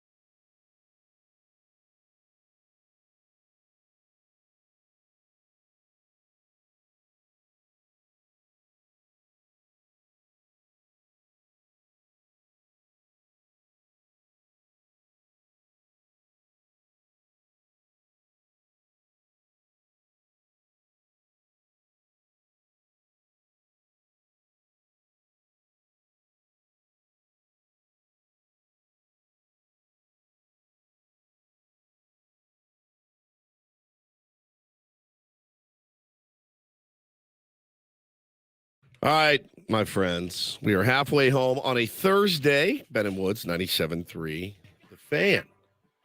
I'm Woodsy. That's Paul Reindl. He's our executive producer. We were just talking about Landon Jonovan. Who is Landon God. Jonovan? All right. Hold on. Remix. Never heard of Landon Jonovan. What did I say? MSL? I'm a wreck. I don't sleep anymore. I'm like Guy Pearce in Memento. That's me, just mementoing my way through life. And Ben Higgins is here as well. But I was saying about Landon Jonovan. John Landovan. I was saying that Don Landovan. Yeah, Don Landovan does. He was saying how he was doing 2 jobs at once. That's what Paulie does. He's also kind of running our YouTube stream and all that. And so he's also doing the job that John Landovan is doing. Ben Higgins also has 2 jobs, 2-job guy. Double job. Double duty. Did you see my son coming for your... I did. for Do we you- have the audio there? That is... Well, it you can probably was pull it up quickly. Unbelievably cute. Did you see it, Paulie? Was it on your Twitter? It was on my Twitter. Looked like you're at the zoo. I wasn't at the zoo. He was at He the was zoo at the zoo. with his Gaga. But without you. Yeah, without But he was doing a like play-by-play at With- the zoo. Yeah, he was doing a news hit. You know how they did Panda Watch? A live shot. Yeah. Yeah, he's doing a Oh, live yeah. shot. And I think he's talking about seals in this video, but He was doing his Brian Fantana Yes. live shot Live from shot. the San Diego Zoo on Panda Watch. I think they call it in your business a feature. Okay. He was doing a feature. Yeah, feature at- story. at the San Diego Zoo. Got it? Yeah. And when they're hungry, they just get a bite of water. A bite of and water. Then they go play. And when they have enough energy, they can play. Then when they're tired, they can just lay on water. Right. And then Important. He's holding his hand. He's holding his hand like, fist to it's his a hand. microphone. He also has doo-doo chocolate all around his face. So then they get up and play. And then they can do 150 flips. And this is who? And you are? My name is Lauren Bo Woods. And I am on the news today. it's my favorite thing I've ever seen. I should And use that line. I'm Ben Higgins. And I am on the I'm news on the news today. today. I That's am on trademarked. the news That's today. trademarked by I the- can't use that? That's That'd be- trademarked by the Nick be a Arrow Woods great- Corporation. That would be a great sign off at Isn't the that end great? of the show every night. I'm Ben Higgins, and I was on the news today. I'm Lowen Bo Woods, and I'm on the news today. Kind of reminded me of the Apparently kid from back in the day. Did you see that YouTube video? I It's don't this think little, so. little redhead kid, and he's at like a carnival or a state fair, and he's being interviewed on the news, and he just keeps saying, "And apparently, we're live on the news today. Apparently. I am very, very excited because I've never apparently been on the news today. Apparently, it's adorable. And I'm on the Kid's probably 20 now. and I'm on the news today. That's his signature tagline. But yeah, very, very sweet. And you know, like I said, I hope that he finds a job that's better than media. I would hope. I hope more for him. But he would be a star. I think so. I think He's think got that It's in his blood it, too. whatever it is. He's got his grandfather. He's got me, which could work against him in this town. He's got his eventually. mother. He's got his mother. He's entertaining. She's very entertaining. Uncle Ben. Uncle Ben, also entertaining. How about I was going to make fun of you today? Were you? Yeah. Really? Do you know what, by the way? Do you know what I would be calling you out for I have here? no idea. No idea. No, not this time. You have some. All right, I'll say this. Twitter.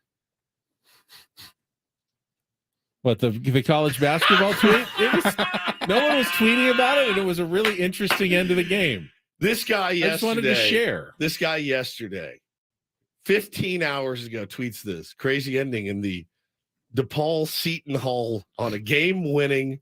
Wait, crazy ending in DePaul Seton Hall on a game-winning goaltending call at the buzzer that was then overturned. DePaul wins. I wrote, that is crazy. Hey, it's conference championship week. These games are big time, and I had never seen a game end like that. So DePaul was down. You kill me. You DePaul was murder down me. 2 with 3 seconds left. They got fouled shooting a 3-pointer. The guy made all 3 of the free throws with 3 seconds left. That's clutch to begin with. So now they're up 1, but Seton Hall has the ball.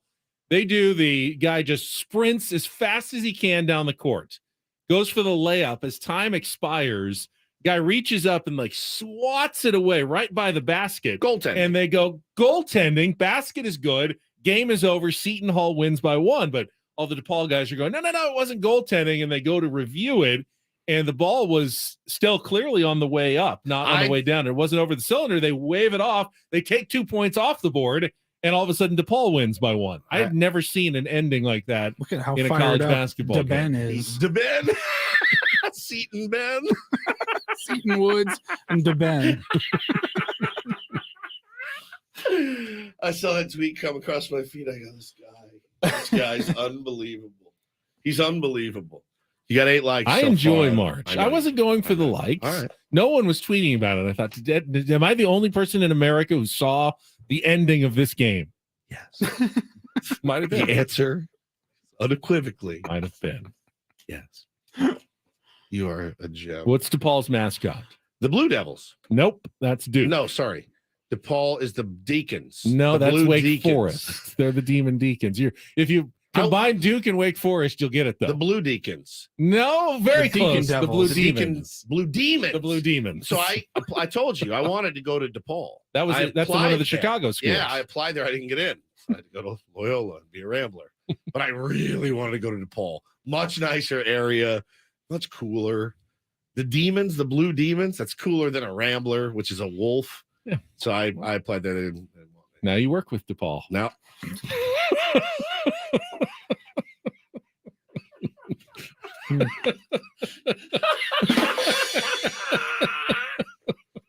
DePaul means of Paul. I've lost it, by the way. I don't know how we got 2 hours left. I'm not going to make it. I'm just not.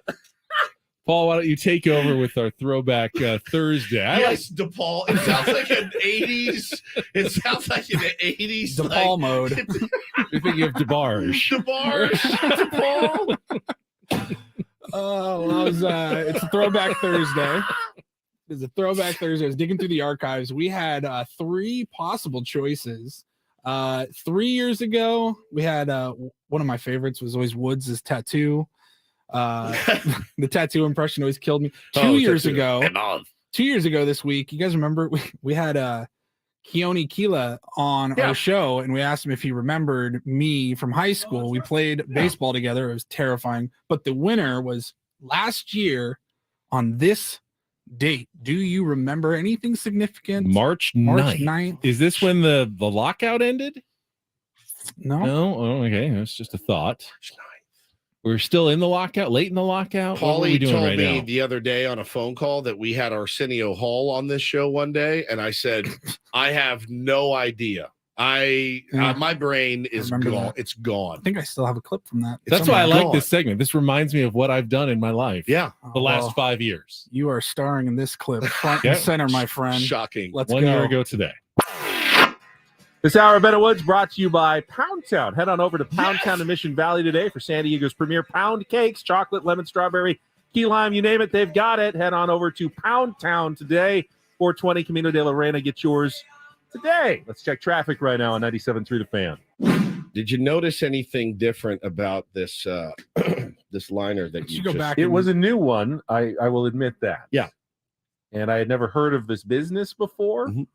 But it sounded good. I will say This that. hour of Better Woods brought to you by Pound Town. Head on over to Pound Town in Mission Valley today for San Diego's premier pound cakes, chocolate, lemon, strawberry, key lime, you name it, they've got it. Head on over to Pound Town today, 420 Camino de la Reina. Get yours today. Let's check So- traffic right now on 97.3 The Fan. You're saying that there is no. You know, I mean, businesses all think they're so clever nowadays. There probably is a pound cake store called Pound Town somewhere. I'm gonna defend. I'm gonna say that one felt kind of real to me. You guys were bored to tears because of the lockout. We had no spring Yes. training. We had no baseball. And you guys were just bored and trying to come up with stuff. You know what's funny is that next year on March 9th, we can play DePaul. Now you work with DePaul, which just laid me out. The Pound Town liner is one of our finest creations, Paulie. Oh, that was great. Pound Town. Key lime. 420 Camino de la Yeah, Reina. 420 Camino de la Reina. But here's the thing: I get this in the Pound DM. That's where I'd put my pound cake store, right there in Mission Valley. Oh, 100%. Centrally located, yeah. So there's a store in England. The dollar store in England is called Pound Town because they Right, use like pound. Dollar Tree or the Yeah. 99-cent only store. It's called Pound Town, which is incredible. I get that. I've seen it. By the way, I don't really see it. I've seen it. Are you sure it's not faked on the internet like everything else that you believe? could be fake. But it makes Yes, sense. we do get sent that I get like once a week. Like, I love you. Don't stop listening. But I've seen it. There are a lot of these accounts because I see it on Instagram. We get somebody DMs it to us on Instagram like once a week. Once a week. And there's those accounts like, F Jerry is a very popular account. They just recycle the same memes. stuff. I'm like, this is not new. This has been around for a long time It's now. been around for a decade, I think. But I think it might be real. Pound Town in Great Britain is their version of the dollar store. We were pretty desperate for content at this time a year ago, waiting When for aren't baseball we? to come back. When? Well, we're not. 1 year later, we're not so desperate that I did say no to this interview offer I was sent yesterday. I will. Oh God! I will leave the names out to protect the innocent, but. I mean, I'm usually that could be intriguing. I could probably make a case for most interview offers. Woods always says no. We're That's not the doing that. most real thing you've ever said. All right. Hi, Ben. Hope all is well with you these days. It's been a few years. Wanted to see if you'd be interested in talking to my client, Mike, from Zybex Sports. They have electronically timed the NFL Scouting Combine's premier event, the 40-yard dash, since 2010. Let me know if you'd like to explore this further with Mike over the next few weeks. You want us to interview the guys who run a stopwatch, essentially. So, sir, I couldn't come up with one I literally don't think I could come up with one question for that interview. What do you I can't either. Honestly, I mean, I can't either. So, who's the fastest guy you ever timed? Yeah, that's so-and-so. He was fast. 4-1. Yeah, great. Awesome. How did you get into stopwatching? Was it a hobby that you turned into a career? You ever make a mistake? Does a guy ever come and question you? You and say started you're it too soon, late or too They're soon? mad at you, like they don't believe you. It's all automated now. We do get pitched some interesting ones, and that one was not. And the thing is like I always think, man, we should have them on and see how bad it could actually be. But I don't, that's important to them, so I don't want to hurt anybody. I know that's feelings, true. I mean, this is Mike's livelihood. Yeah, timing people. We've talked about that in the past around Super Bowl time. We always get pitched. we get inundated. Sometimes actually decent names, good, celebrity names, and they're hawking some weird item. And then other times it's like just the most random person selling an even more random product. Right. And we've talked about, you know what? Let's just put them all on. Put Let's them just all do it. on. But there's no way that we could. I'd be a do jerk, it and I'd sound without like a jerk. being a jerk. Yeah, you'd have to be. And if you don't care, you want to be a jerk. All right, fine. There's probably a place for that. But listen, that's this guy's whole existence is timing the combines. And the funny thing is about a show like ours, we probably even mentioned the combine. I couldn't care less about the NFL combine. I mean, it's the thing in sports. I don't know that anyone cares about it anymore. Even the teams are starting to go. Are they starting to fizzle on it? I mean, we just know they know so much already about all these players. And now the players, who was it? Troy Vincent was saying the other day, they want to get rid of it entirely. Players say he compared it to a slave auction, essentially, making all these guys go out and take their shirts off and do the jumping and do the running. You've watched them for 4 years in college football. You got all the tape on them imaginable. You really need to put them through this. It's mostly, they say, an excuse to knock someone's draft status or maybe pay them less than you would have otherwise. Yeah, I feel the same way. And I feel like if you're an elite player, you're like, no, I'm not doing that. I'm not doing it. But then they'll knock you for not doing it. But you just got 4 years of tape on me, playing here at this prestigious college or whatever. I think for a guy maybe that's on the bubble, that like, oh no, I got to show what I'm really. I went to a smaller school. Yeah, wasn't on TV a lot. I get it. I'm really fast. And I want to be able to show that. Yep. Yeah. Yeah, But then there's pro days. You know, they, Yeah, they you got still pro they send days. scouts everywhere anyway. I just couldn't. It's so overblown this time of year. I just so overblown. could not care less. Oh man, he repped the 225 29 times. We were going to take him, That but should then, translate. a guy had 32, so we're Right. going to draft him It instead. doesn't make any sense to me. I don't So get it either. yeah, it feels like a big cattle call. And I've actually, I've actually worked the combine. What? And not an NFL combine. Okay. I worked a referee combine.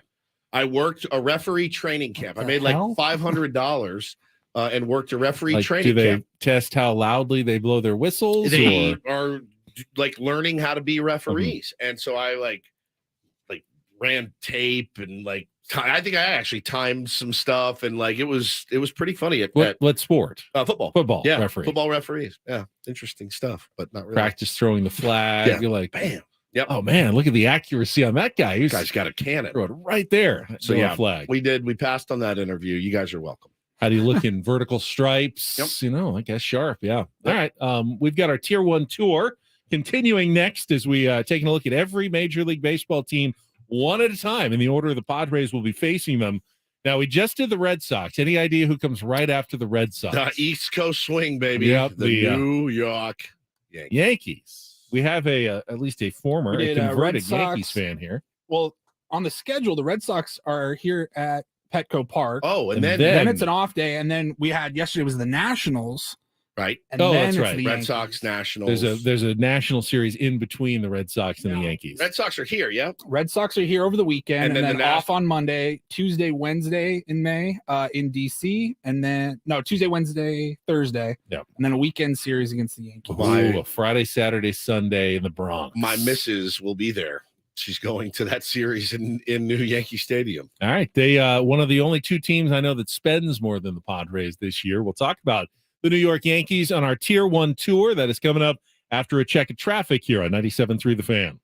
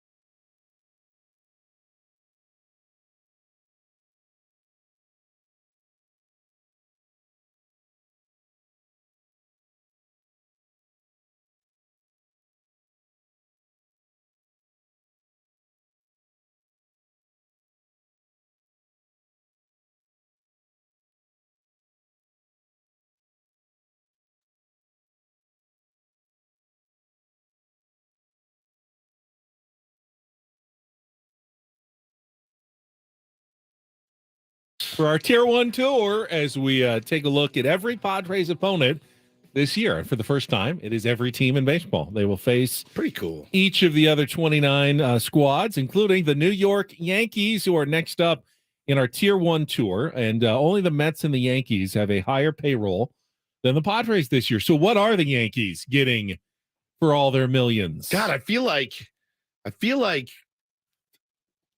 the Padres have done more with their money than the Yankees have done with their money. Well, Don't you? The Yankees have put more of their money into pitching, Yeah. compared to the Padres, who have put more into their lineup. Just in 2 pitchers, though. True. Garrett Cole, Carlos Rodon. They've got Nestor Cortez, who had a really good year last year. They have Luis Severino, and then they have some depth, Frankie Montas, and some other guys. Montas is out. Is he out? He's gonna be out for a long So time. they still have some depth there. Domingo though, but, Herman. Yep. They've got Clark Schmidt is vying for the 5th spot. I'm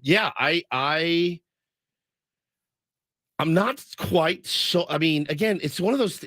They're in that position, Ben, where every year they're like, "Oh, these guys are winning 102 games," and I haven't really seen that from them recently. I don't think they're a bad team by any stretch. They're not. I think they're going to be a fine team. They just assume they're going to run away with the East, and I just don't see it. I certainly don't see it like I used to see it when I was a kid. When I was a kid, I was like, oh, yeah, there's nobody even close talent-wise. Now you look around baseball, and you're like, well, yeah, the Blue Jays, if they figure it out, could be really, really good. Same division. Red Sox you're not too worried about. The Rays are kind of a thorn in their side for years. The Astros are obviously really, really strong still. I don't think they're any longer the class of the AL. Obviously, they spent a ton of money to just keep the guys that they had before in Judge and Rizzo. Yeah. To remain in the lineup, and that's something. There's something to be said for that. Yes, it's just harder to get excited. Like, well, how did we get better in the lineup? Yeah. Well, we got these guys back. Yeah, but you already had them last year. Yeah. So and by the way, Judge had a good season, like a once in a career season. He had a good year. So it's like, Aaron Judge is probably going to suffer some decline this year. That's if you want to talk about the Yankees, that's the guy, man. I don't know how you could be a baseball fan and hate Aaron Judge. I mean, he is as good of a dude as there is. Stayed on the field last year, played a couple different positions out there. And by the way, pretty underrated defensive outfielder for the New York Yankees. And obviously the big slugger, good kid, the whole thing. But yeah, I think the Rizzo move was good for them, but they're still running Josh Donaldson out there, Ben. They're running Aaron Hicks out there still. I think Stanton is the wild card. Yeah. They need him to have a good year. It's been a while. He's gotten on these lists as the most overpaid players in baseball, worst contracts in baseball. And, there's still, I think, a good player in there. So they need him to have kind of a full season, try to stay healthy, Certainly put a up handsome, some numbers. Certainly a handsome player in there, that's for sure. And that'll offset whatever, step back that Aaron Judge almost certainly has to have from the year before. Gleyber Torres is just he's just been around for a while now. Feels like one of those Yankees for life now. Yeah. Just is there every year, probably will be their leadoff guy. I think the pickup last year, very sneaky pickup of Harrison Bader. Mm-hmm. Got him while he was injured. Yep. From the Cardinals. Everyone going, what are you doing? Well, they traded a good pitcher for him. They did. too. And everyone's going, what are you doing? But now it feels like, okay, they were looking ahead, and now they've got, Harrison Bader as potential starter, and they're in center field for them. And that seems like a lineup upgrade that they really didn't have for most of last season. And it's funny, man. You look at a team with Cole and Rodon anchoring the top of the rotation. That's a pretty good 1-2 punch, righty lefty. Built for the playoffs. But after that, there's a few question marks, and I think that's fair to say of a lot of teams in baseball. You got a couple of guys at the top, and then we'll see if guys can round into form. But yeah, I just you look around that squad and you go, okay. I mean, I could definitely see them winning 100 games. I could also see them not, because they've got a couple of guys. Like shortstop has really been an issue for them.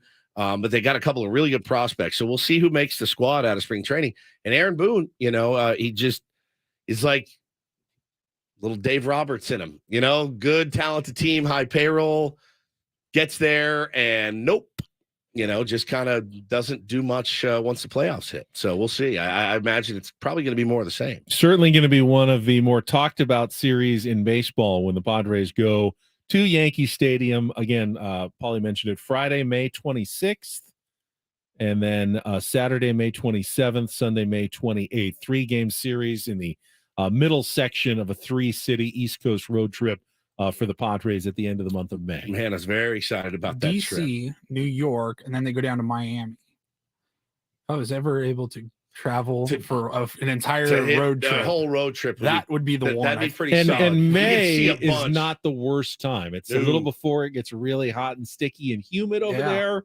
That's an interesting, fun kind of road trip for the Padres for the East Coast. I'm sure Odyssey would fit the bill. For There's us to Adam hit right the there. road. Ask him. Open the door. Adam? No.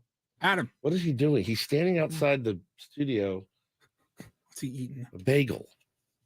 Hey, will you pay? wanna go will on you the pay road for trip. us to go on the road with the Padres in May? We'll hit the DC, Yankees, and then we'll Miami. go down to Miami. Just walks out. Just seems like a fun trip. Good time of year to Good go to talk. the East Coast.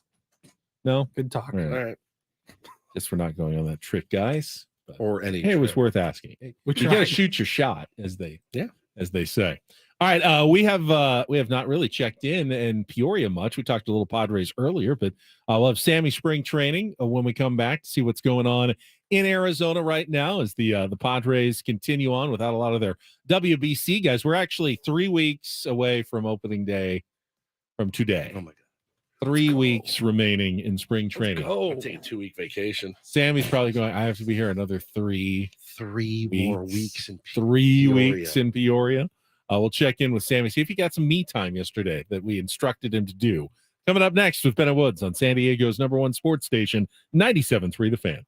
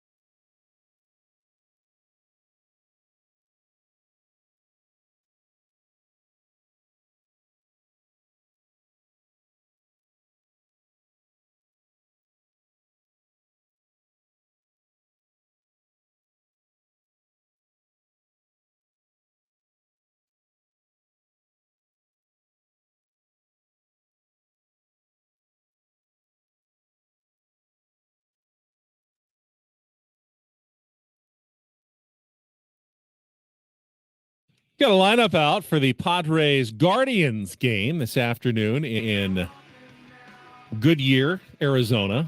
Fernando Tatis Jr. will lead off, going to be the designated hitter today. Maybe this is the day for that first hit of spring training. Well, Rougned Odor hang batting on. second, playing second. What? Let's bet. Over, under, Now we're talking. Now we're talking. 1/2 hit. Half a hit. Correct. I'll take the over. Damn it. I guess it's your turn to pick. All right, I'll take the under. All right. Half a hit. He can't continue to go over. It's too good. He's DHing, so all he has to do is hit. He's Just batting hit. first. So Batting he first, might, he'll get at least he'll get a might three. a third, three, maybe even a maybe. fourth at bat. Who knows? He's going to get one today. You think he's gonna get one? He's going to get one today. Okay. That's I'll go over. All right, so I'm plus 10 on you. Yeah, you've got your house money. Breaking Okay. news: Stephen Woods rooting against Fernando Tatis. Tatis Jr. Well, only one Shameful. of us. Shameful. Only Woods. one of us Shameful. is concerned about Fernando Tatis Jr. and it isn't me. Austin Nola batting third, doing the catching. So it sounds like he is recovered from his intestinal, abdominal issues. Matt Carpenter cleaning up, playing first base. David Dahl back out there in right field, batting fifth. Jose Azocar, center field, batting sixth. Tim Lopes is I like the that shortstop. kid, man. Yeah. Hit a bomb yesterday. Didn't know much about Tim Lopes before spring, but gotten to see a bit of him this year. Taylor Colway, who's hitting well this spring as well. He'll bat eighth and play left field. And good old Jansen Whitty back out there at third base, batting ninth, with Michael Wacha on the mound against the Guardians, making his first Cactus League start for the San Diego Padres. That's 12:05 this Okay. afternoon. Beautiful. I guess I said earlier I don't want to watch because I'm kind of over it, ready for the season, but I'm going to watch. I don't- Fernando's leading off. Don't know if it's televised cool. today because it's away and it's midweek. Prior Faithful just tweeted us. So it begins, Ben and Woods. Carlos Rodon has a mild forearm strain. No throwing for 7 to 10 days. Will start season late. Yeah, it's been a thing. Been a I thing mean, for those Padres guys. have a kettlebell injury already, too. That is It's a true. thing for everybody in baseball. That is true. You can't get through a season without a good handful of injuries in Major League Baseball. This hour on 97.3 The Fan is brought to you by Bob's Discount Furniture, home of the world-famous Bob Opedic mattresses, with all the comfort and quality of a national mattress brand for half the price. No matter your budget, there's a Bob Opedic Memory Foam Hybrid or Hybrid Plus mattress for you. Check them out at mybobs.com. We're going to check traffic, and then we got Sammy Spring Training standing by in Peoria next year on 97.3 The Fan. From the premier Kia of Carlsbad Traffic Center, part of the Premier Auto family, here's Kelly Tannick. Traffic is sponsored by Valvoline Instant Drive-Thru Oil Change, or 15-minute instant drive-thru oil change. Still a few problem spots here. One of them is this crash on the northbound side of the 805 just past Balboa. It looks like that has got the left lanes blocked.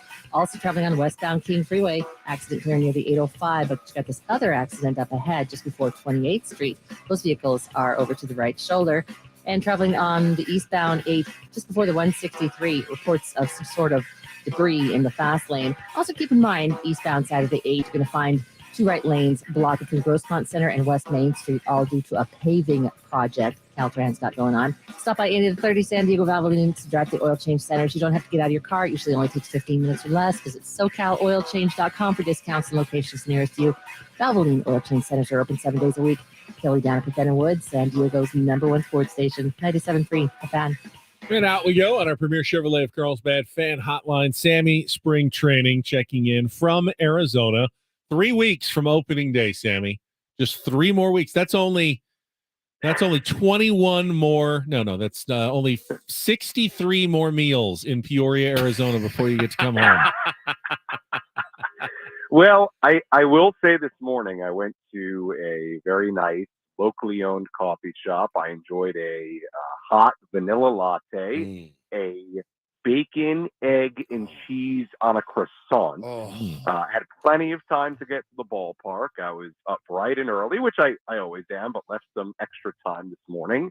And it was lovely. So I don't know about you guys, but, you're looking to vacation, come on out to Peoria. It's a wonderful time. Yeah, Paulie and I did a couple weeks in Peoria already this season. Ben takes a little different type of vacation when he vacations, mostly Hawaii every other week or so. And now South Carolina, North Carolina. North Carolina is my vacation number one this year. Yeah, vacation number 1. So a little bit different, Sammy, but I know you're you're like me, you're itching to get the regular season going. Fernando Tatis Jr. is probably ready to stop taking offers. Nobody's really concerned about it. We talked about it yesterday, but he's in the lineup again. He's leading off DH today. Ben thinks today is the day that he gets off the schneid. Well, I will say that he hit a ball pretty hard to left field yesterday. So that was certainly a good sign. The other good sign from yesterday was right field. I mean, he went back on a ball nicely. He had a line drive that was knuckling, made a nice play on. I know it's spring training, it's Cactus League. We're looking at these little plays that in the big scheme of things don't mean a whole lot, but that's what we do at this point of spring training. So those are the positives with Fernando. Bob Melvin, he spoke about 10 minutes ago and was asked about Fernando a little bit and maintains that they are not worried about him. And this is part of the process. So, look, number one, he's had a handful of at-bats after, we've talked about this. I sound like a broken record, but a handful of at-bats after not playing in environments like this for a long time. And, oh, by the way, having 3 separate surgeries. Yep. And the other part is that he has almost 3 weeks left in spring training. He's got then 15 minor league rehab games, presumably after that, after, extended spring training here. So again, I think today is notable in the sense that this is the first time he's playing back-to-back days. So if you want to just look at it from the progression of Fernando towards April 20th, actually today is a fairly significant day because it's the first time during the Cactus League season that he's playing in back-to-back days. So again, I feel like most of the fans out there understand this, but it's a process, and I would not look too much into the results at all. And I have a feeling when Fernando gets going, when that first hit drops, it will be the first of many, probably this spring. And look, it's a process, and I think it is what it is. It will be okay. How much are players, do you get the sense, talking about the WBC and following it, the ones that aren't playing in it but are still back at spring training, or are they're just focused on what they're doing and letting the WBC happen somewhere else? Yeah, I know yesterday whatever game was on yesterday morning, it wasn't obviously the Netherlands Cuba one was the first one. It was the second game from Taiwan. Whatever game that was yesterday, there were a group of players watching it.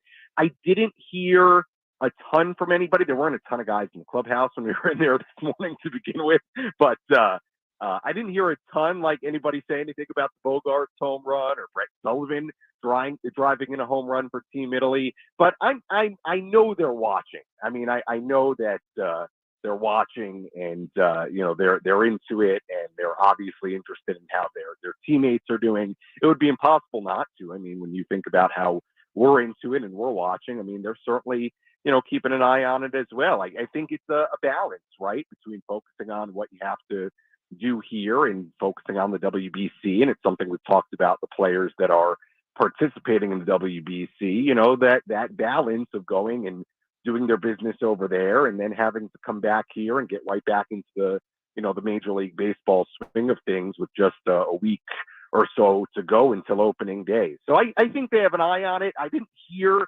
anything specifically today, like about the Bogaerts home run, but I'll be sure to keep an eye on that and ask around, especially once Team Dominican Republic gets going and Manny's involved and Soto's involved and Cruz is as well, and Nick Martinez and Bill Krismat pitching here in Phoenix over the weekend is going to be a lot of fun. So I'm sure they're keeping a pretty close eye on it. Talking to Sammy Spring Training out in Peoria, Arizona, here on Ben and Woods this morning. And forgive my ignorance, is Adam Engel still alive, or is he alive? Yeah, I mean, he is. Well, yes, he is. And he took at-bats in the same simulated game or live batting practice, whatever you want to call it, that Juan Soto participated in yesterday. And he continues to do that. It sounds like he's getting closer. I haven't heard much on him the last few days as far as if he's going to start a running progression of some kind or if he started that. But it's a good question, Woodsy, because he's somebody on a major league contract. And the sense I get is that, number one, the injury and the time away from not playing in these spring training games does not hurt his chances to make the team. And also, by the way, he signed a major league deal, which a few of the other guys that are in this conversation do not have. So I think that gives Adam Engel, for that reason, and also the fact that he has a track record in the major leagues and what he can do defensively, I think there's still a very, very good chance that Adam Engel makes this team. He is taking at bats, but I'm not totally sure on the running yet. That would be something maybe tomorrow I'll ask Bob Melvin and see where he's at. That's got to be a tough spot, man. And I know, again, the minor league deal versus the major league deal makes it a little bit different, but you get an opportunity with a team and strain your calf or your knee or whatever it was with Adam Engel, and you see David Dahl out there, getting a ton of ABs. You see Azocar out there getting a ton of ABs as well, and you're like, oh man, this is and it's funny though that you say it's probably not going to hurt his chances of making the team. I mean, I think based on what Bob Melvin has said about it and the tone of which he said it, I really do feel like Engel will probably end up making this team. I feel pretty confident saying that, especially at the start of the year when there will be another extra spot with Fernando not there. But you're right. I mean, it's allowed the opportunity for guys like Dahl and guys like Jose Azocar, who's had some nice moments this spring, had a big hit yesterday. Has hit the ball hard, and I think Bob Melvin has been really positive about him as well and some of the progress that he's made since last season. You're right. It's given other guys the opportunity. So, for somebody like David Dahl, we've talked about him a lot. It's really hard to ignore what he's done, but I don't get the sense that that it is as much of a tryout for Engel as it is for the other guys we just mentioned. Even if he were, healthy and playing in these games, I think the Padres may look at Engel a little differently than they look at Dahl and Azocar when you talk about the competition for these spots. Could I end up being wrong on the opening day roster? I suppose. Adam Engel also has to be healthy, which he has not been yet, over the last couple of weeks. So we'll see how it plays out. But I think it's a pretty good bet that Engel is going to be on this opening day roster. I do. I agree with you, Sammy, which makes it interesting that the Padres were able to get guys like Dahl and Rougned Odor now to come into camp because, if Engel makes the team and when Tatis is back, that leaves essentially like one spot on a 26-man roster that's open. Yeah. And, suggested, well, if you're David Dahl, why not go to a team that is kind of bad, that where, your skills look like you might start and play a ton. And I know he talked about it recently. He goes, you know what? I want to win. And I know that it might be harder to make the team, but I want to be in a team that has a chance to win a World Series. They also said a lot of those teams that are bad because they don't want to pay veteran players, just to fill in. So he feels like the Padres would be willing to do that if he impresses. If he performs, yeah. And performs during spring training. But I thought it was an interesting dynamic. I saw it suggested. I didn't think Rougned Odor had any hope of making the team, but said no, he's legitimately in the competition for that last roster spot, probably. Wow. Yeah, it is interesting, and I read that same article, and I thought the comments were interesting as well. When I think it was David Dahl who said it, like you said, framed it like that, where a team that is not one that has the aspirations the Padres do, maybe actually less willing to play somebody like a David Dahl over just some really young players out of their system. But a team in the Padres, I mean, there's a number one goal here, and that's to win. So whoever gives them the best chance to do that, they're more willing to take a shot on somebody like a David Dahl. And I'm with you. When I read that about Rougned Odor, I was, a little surprised as well. But you sit back and you think about it, and you think about the spots that may be available on this opening day roster or at different points throughout the season. Probably not a crazy idea. Now you look at Odor's numbers the last couple of years, they aren't what they were. On the other hand, he's 29 years old. On the other hand, he's a veteran. On the other hand, he's, been through a lot of different situations. How many hands do you have, Sammy? So many hands. I mean, I've got 4 or 5. I mean, he's a veteran player. So is it a crazy idea that he could be a bench piece on this team and get some big hits? Probably not. But you're right. We did not have Rougned Odor on the radar, before whenever it was, a week or two ago. So it's interesting, but again, I think it speaks to the idea that, like, if you're the Padres and you're just trying to make this the absolute best 26-man roster for right now that you can each and every day, well, you're going to explore some different avenues. If that means bringing in some guys that, may cost a little bit more and are a little bit more on the veteran end of things, that's where they are right now. So you get it. But that was an interesting article and some comments. I read that yesterday too. All right, Sammy. Guardians, Padres, Michael Wacha on the mound. First Cactus League start today. We'll be interested in your report tomorrow morning on a Friday. Yeah, absolutely. I think I may stay here in Peoria to watch the B game. That's fine. With Juan Soto in it and Shane Bieber also pitching. So we're going to see. I got to figure it out, but I may actually stay here today to catch that game. It's a good B game. When is Juan Soto leaving? Yeah, it's Friday Tomorrow? is what they said. Well, yeah. I believe it will be tomorrow as long as everything goes well today. Yeah. All right. Safe travels. Sammy Spring Training and Thank our you, buddy. Premier Chevrolet of Carlsbad fan hotline. Save money the right way with Premier Chevrolet of Carlsbad. Visit them today in the Carlsbad Auto Mall. Chevrolet, find new roads. And don't forget, Ben & Woods Open. I wonder if we can get Sammy out to the Ben & Woods Open. Probably. I hope so. Going to take place Thursday, April 6th. Golf at Rancho Bernardo Inn. Slots in the tourney go on sale Wednesday, March 22nd. We're getting all the final details dialed in right now, but there are going to be some great tee prizes, giveaways. We got raffle items. It's going to be really good. Thanks to our sponsors, Coastal Fire and Integration Systems and Cobra Golf for help making it possible. Back with the Rhino Report next on 97.3 The Fan. The crack of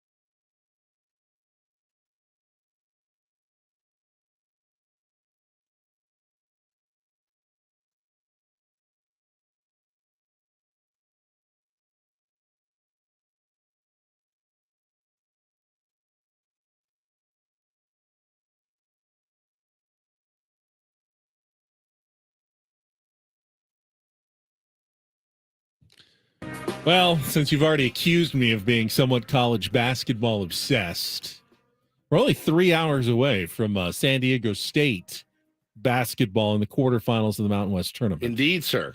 They will be playing Colorado State after the Rams pulled one out against Fresno State in the first round yesterday. Now, you'll get a team that is playing their second game in 2 days. You should have a bit of an advantage there, being the number one seed and having the bye into the quarterfinals. How's DePaul doing? Well, they don't play again until Doing great. later today. Okay. It was Seton Hall out. They're out. Yes, the Pirates are out. It was suggested, I saw writing in the UT, though, that the Mountain West maybe should go to a format more like the West Coast Conference, where if you win the league, you get more buys. Like you don't have to play 3 games in 3 days. Yeah, that would make sense. That one of the reasons perhaps the Aztecs and other Mountain West champions have struggled in the NCAA tournament is that they just played Thursday, Friday, and Saturday, and then Selection Sunday, and then they practice for a day, and then they have to usually fly out on Tuesday to an NCAA tournament venue, and they're playing on Thursday again. And this league is not putting their better teams in a position to succeed in the most important time of the year, the NCAA tournament. So maybe, what the West Coast Conference does is, like, if you finish 11th, you have to win like 5 games to get to the championship. Whereas Gonzaga and St. Mary's, they go right to the semifinals. It's like 2 games, they're done, they're in. They make it a lot easier. And I know some of the coaches in the Mountain West would prefer a format like that, especially coaches of teams that generally do well and, don't want to have to play these 3 games in 3 days every single year. How about you win the Mountain West? You don't have to play this tournament at all. Well, you just win. And I'll throw it out there That as should well. be the way it's done. Right? Put some more emphasis on the regular season. The regular season. The fact that San Jose State can go 0-24 or whatever in conference play and win this tournament, rally in 4 days and win the tournament and get in is stupid. It's stupid. It's one of the least necessarily fair things about college basketball, but it's also one of the things that makes it great. Yeah, everybody has Is kind of a that chance. you never give up on the season, because you could lose every single game, but if you've got a conference tournament and you start winning, you could get into the NCAA tournament. You could win the How many NCAA conferences tournament. can they do both? Like regular season champs and tournament champs? can get in? No, because then you'd be given. There's like 13 or 14 conferences that are 1-bid leagues.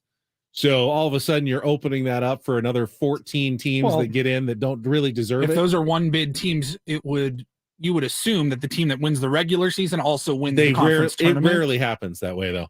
Conference tournaments are so random that the team that wins the regular season, I would say less than half the time wins their conference tournament. So you'd be opening up for a lot Okay, of so more. let's say at most, how many? 15 conferences? Yeah, like 1-bid league. Let's call it 50. Well, how many conferences total? 30, around 30. I think there's So it'd be I like think the there's whole field. 32 at-large teams and 34 automatic berths or something like 36 automatic berths. So there's a lot of conferences. There's like Actually, winning your conference regular season should have a higher reward than winning your just conference tournament. having a great 3 days or whatever. I mean, 'Cause in a fair world, yes. But if you're playing a conference tournament and there's no prize at the end, no trip to the NCAA tournament, you lose a lot of people's interest in the what are you playing for then? Well, can't this only? What's the risk reward for the San Diego State Aztecs? Well, here? that's the other thing that you can make the argument that San Diego State would just be better off losing today. And just to Colorado resting. State and just resting and until not the playing tournament. 2 more days. They know they're It's not in like the they're gonna- tournament. the 5 seed if they win the whole thing, but a 14 seed. No, I mean, Right, at most, it's going to affect 1 seed line. At the most, is it better off just saying, you know what, let's just rest and get ready. We know we're in. Why play 3 days to fight for what might not even be a change in seed? Last year, they, the committee didn't put a lot of weight in the conference tournaments. Who won, who Conference lost. is They better were though. In all conference tournaments. Yeah, in all conference tournaments. They just didn't. They just said we're pretty much seeding on the regular season anyway, and these conference tournaments are a couple automatic bids are in, but we're not going to change what we've already done because they've already started that seeding work at this point. They're in those rooms discussing it. That's grinding out that many games and that For what? For what? Right? Like, I guess Because what's the lag between the end of the tournament? It's a week, right? 4 days. 4 days between the end of the Really? tournament Yeah. and the NCAA I tournament. mean, by the time, they get back from Las Vegas on late Saturday night or whenever it is, they'll wake up, they'll go get their selection Sunday. Yep. Monday, they'll practice at Viejas. And Tuesday, they'll get on another plane and go to play wherever on they're going to play. Thursday. Practice on Wednesday, probably play on Thursday. Some teams play Thursday, some play on Friday, Right. but it's quick. And even quicker if you're in a play-in game. I mean, you may play Tuesday if you're an 11 seed or a 16 seed in one of those play-in first 4 games as well. So, yeah, I mean, don't be that bummed if the Aztecs happen to lose if they today. don't win this tournament. Yeah, or lose today even. I mean, if they're going to get all the way to Saturday, you might as well win at that point. Yeah. But every year Dutcher's been coach, they've gotten to at least the final. So they've played all 3 games every single time they've been in this tournament. And you know how many times they've won in the NCAA tournament after that? Zero. Dutcher, under Dutcher, 0. None. No, they've never won. They have not won any games under Dutcher. Both times in they the made it NCAA to the Sweet tournament. 16, they won the tournament. They did. And those were really good teams. And in Dutcher's defense, his best team, 30-2, didn't get to play Pandemic, because yeah. of the pandemic. So, that's a stat that comes with a really big asterisk. So don't go full doom and gloom if the Right. Aztecs lay an egg. In fact, go kind of give a little tiny fist pump and go, good, go home, rest it up, practice, and get ready for the NCAA tournament, which 'Cause is what we really care about. Because I was going to say, like in baseball, when your team is that hot, you're like, bro, get us to the ballpark. Get us now. But with a 4-day lag or something, it's not Doesn't gonna work in continue. basketball Yeah, that way. It just Yeah. doesn't work. Interesting. All right. All right. What time's the game? Noon. Noon. Oh. Noon today. Less than 3 hours. Let's see what else is going on. Get some Rindle Report headlines. And get things started here with our today's edition of the Rindle Report. Now tuned into the greatest. Welcome to the Rindle Report with Paul Rindle. Hi, Paul. All right. 2 stories from the world of sports that we haven't gotten to yet. We'll start off in Major League Baseball. And 1 story that you didn't know you needed. Are you laughing, biatch? It's the Rindle Report Hey, Paul, how you doing? Okay, how are you? on 97.3 The Fan. Are you ready to bless the mood? I need some help, please. That was good. Can I get a oh yeah? Oh yeah. All right. Just had to do a late last second scrub of some audio. Yeah. Well, It's a word that technically we can say, but there's one gentleman in the building. kind of like how you say it. Well, his name rhymes with Schmadam Schmlug. And every time I say it on the radio, I get a phone call after the show. The FCC can't fine us for it, Right. but he just doesn't. Well, there's plenty of other words in this upcoming audio here that we could get fined for. It is the Rind Report brought to you by your San Diego Sockers. The Lords of Indoor are on to the march to the Ron Newman Cup playoffs. Get your tickets at sdsockers.com. We are talking NBA here. Fred VanVleet, point guard for the Raptors. The Raptors lost to the Clippers last night, 108-100. And Fred VanVleet He went off on the officiating in that game. He starts by saying, I don't mind. I'll take the fine. I don't care. Believe me, he will be getting a fine for this. Here's what Fred VanVleet had to say about the officials, really one particular official in yesterday's game. I mean, I don't mind. I'll take a fine. I don't really care. I thought, Ben Taylor was terrible tonight. I thought that on most nights, a couple of out of the 3, there's 1 or 2 that just the game up, and it's been like that a couple games in a row. Denver was tough, obviously. You come out tonight, you're competing pretty hard. The third quarter, I get a tech, change the whole dynamic of the game, change the whole flow of the game. And, most of the refs are trying hard. I like a lot of the refs are trying hard. They're pretty fair. They communicate well. And then you got the other ones who just want to be and just kind of the game up. Nobody's coming to see that. They come to see the players. And I think we're losing a little bit of the fabric of what the NBA is and was. And it's been disappointing this season. You could look up most of my texts this year have been with Ben Taylor officiating. So at a certain point as a player, you feel it's personal. And it's never a good place to be. That's not why we lost tonight. We got outplayed. But it definitely makes it tougher to overcome. So he said most of his texts have come with that one Same with that referee guy. on the floor. Yeah, it happens in baseball all the time. I mean, you pick out your guy you don't like, and you're gonna ride that guy. Ollie Marmol, CB Buckner. 100%. If we had the ability to be fined on a weekly basis or like a daily basis, who would accrue the most fines? You. Hannah would be like, you spent your entire paycheck just ripping somebody, and you got fined how much? It's $100 every time I open my mouth. What if Michael started finding me every time I say something bad about Odyssey? Swear You'd jar. be paying to do the I'd show. be broke.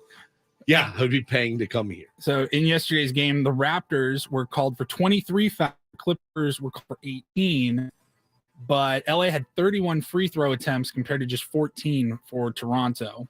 And Fred VanVleet ended up getting a technical midway through the third quarter. And it was just, he was done at that point. Fred VanVleet. Not as cool as Van Zandt. No, but it's up there. It's the Close. Van. VanVleet. It's the Van. Ben Van Higgins, Stephen Van Woods, Paul Van Rindel, all better than the names we actually have. Ben Van Woods should be the name of our new show. Fine by me. Ben Van Woods. Elsewhere in the NBA, kind of kicked it around. Maybe this is a don't do this, but I don't really know where the don't do this lies. Oh, Paulie. Because it's you don't hard to fault the guy for getting hurt, but Kevin Durant Oh. traded to the Phoenix Suns, getting ready for his home debut last night. Because he was injured for a few games, and then Yeah. he played on the road a couple of times, and now he's coming home. How's for he Phoenix. doing in Phoenix? He's only played a couple of times. How did he do? Fine. Not bad. Average Kevin Durant He's type Kevin Durant. performance. Kevin Durant type games. Yeah. He was warming up yesterday and he slipped and sprained his left ankle before the game. So gross. I saw it. I went, yeah. It looked super awkward too. well, I saw a it looked like report us today. going up for a layup. Me or Ben. Paulie Yeah. plays basketball, but it's definitely Ben. Show me your best layup. Ah, falls over. Yep. That's what it looked like. It was, but they had a still shot of. He's what, 9 feet tall? His whole body weight on the bent ankle and the side of his foot is on the floor. It's so he just looked like it looked like a sniper got it. Yeah. And so he got scratched. All the Suns fans bought tickets to see the debut, didn't get to see it. Sammy even said he almost bought a ticket to go to that game last Tickets night. were up like 300%. Everybody in town wanted to see that game. And because they wanted to see Kevin Durant, and that just didn't happen. I saw a report earlier. I don't remember who posted it in the NBA, but there's concern he might be out for the season. At least the regular That is season. such a blow. It's such a blow. You get a guy of his caliber on a really good team already, and then You're like, this is it. This is our year. We're in this thing this year. Now, have we seen an update on how serious it is? He just or- said. What did he say? They already know? I thought they had to test today. I just want. Is it too much to ask? Sorry. He hates the Rindle report with a vicious passion. He does it during other parts of the show too. I know he's getting an MRI, but do they have any idea of like 45 seconds he ago, I just said, said I don't remember who posted it, but I did see reports this morning that there is concern that Kevin Durant could miss the rest of the season. Oh, okay. So it is very serious. Why do you do this? I don't know. I missed that part apparently. I heard the MRI part. Next up, Fred VanVleet went I know. off on the referee. Got that one. Got that one. Thank you. What are we going to do with him? I don't know. Electric shocks. When you that's what they would have done in the 50s. Finally. I think I might be if I only focused on you guys the entire time listening, we'd have a I would great probably show. just The sit show here- would be amazing. I'd sit here for 4 hours and I'd have nothing to say. We'd get no liners read. Nothing would get done. I mean, I kind of need to think about other things sometimes while you're talking. It's the last thing you should be doing on a talk radio show is thinking about other things. That I'm about to have to do on the talk radio On show. the list of I'm not- priorities for I'm not hosting like- a it's not successful a talk liner. radio show, it's actively listening and engaging with my co-hosts. Reading liners is like way down here. He's such a soldier though. Like He is. like he can't I feel a I responsibility get to it. handle this part Adam's of like, you better the read job. that When GD Sam Hunt liner. when you're gone. I read no liners. Right. Zero. None. I'm like, Paulie's like, don't forget, it's the premiere. I'm like, have a ball. Because you know what's more important? My conversations. Then I want you guys to continue to focus on that. I'm trying to take it off your plate. I get it. It's inherently a good thing that you're doing. But not it's funny. Don't stop, actually, because I like when you do it. Just know we're gonna wear you out. I think we have one more story left here. We do. He's like, please get to it. A couple days ago, Nick Cannon posted a video and he said, "We are expecting a new show on E. Hashtag Who's Having My Baby premieres this spring Sounds on terrible. E channel with Kevin Hart." Here's the trailer. You're on a game show right now. Kevin Hart and Nick Cannon are coming to E for the mother of all game shows. Having my baby with Nick Cannon. You got pyro? Yeah. You're going to get some contestants that want to have your baby. We're not kidding around. Meeny, meeny, miny. Let's go! Who's Having My Baby with Nick Cannon, hosted by Kevin Hart. This spring, only on E. I mean, when I say Nick Cannon, like that's what he's known for these days, Having right? kids. He's got like 12. I think is he up to 12? I'm a little or 13? confused as to the concept here, So though. am I. Well, there's been an update. That was posted on, what is today? Thursday. That was posted on Tuesday. And then yesterday, they posted this. Kevin Hart and Nick Cannon. They do not have a new show called Who's My Baby Mama or whatever that was. You're having my baby. Here's what they said after they let that sink in and everybody lose their minds over the new show. You're on a game show right now. Oh, sorry. I got you. Having my baby with Nick Cannon is not real, y'all. Wow. But my new E show with Kevin Hart, Celebrity Prank Wars, is real. There's nothing that besties do better Than pranking each other. And that's why we created Celebrity Prank Wars, the show where we help our famous friends pull off some of the most elaborate pranks. Celebrity Prank Wars. The prank off begins April 6th, only on E. Everyone lost their mind at the original tweet and video. They got The new show, and they got us. Celebrity Prank Wars is the actual show Or coming is to it? E Network. Or is it? I guess we'll find out. Find out over the weekend. Got you again, you stupid. Just a long running bit. See, now you give little lines like that, and it makes up for you not paying attention. Speaking of Sam Hunt, don't forget from earlier, DePaul, one of the greatest lines in Ben and Wood's history. I feel like it's underrated already, and now you work with DePaul. It's so good. All right, go ahead. with your Listen to Sam Hunt 97.3 The Fan of the Odyssey for your chance to win a pair of tickets to see Sam Hunt at Resorts World Theater and a 2-night stay at Resorts World Las Vegas. Every hour you listen now through March 19th equals one entry in the contest. Tickets are on sale now at AXS.com. That's for April 21st and April 22nd. Good job. Thank you. Round of report complete Thank on you, a DePaul. Thursday. You're welcome, to Woods. All right. Let's see. We still have we're done for the day with the World Baseball Classic. We have some We are? stats, though. Yeah, until tonight. I mean, Okay. we're kind of today is tomorrow, and they're going to a new day. It's very confusing. I get it. We do have some stats from Jeff Passan that Paul just mentioned, though, that we can get to from spring training on Game Time and some Game other time, runs offense scored. things, That's how the new interesting. rules are affecting baseball. So I'm curious to hear how it's going so far. We will get into that coming up after a check of traffic here on 97.3 The Fan.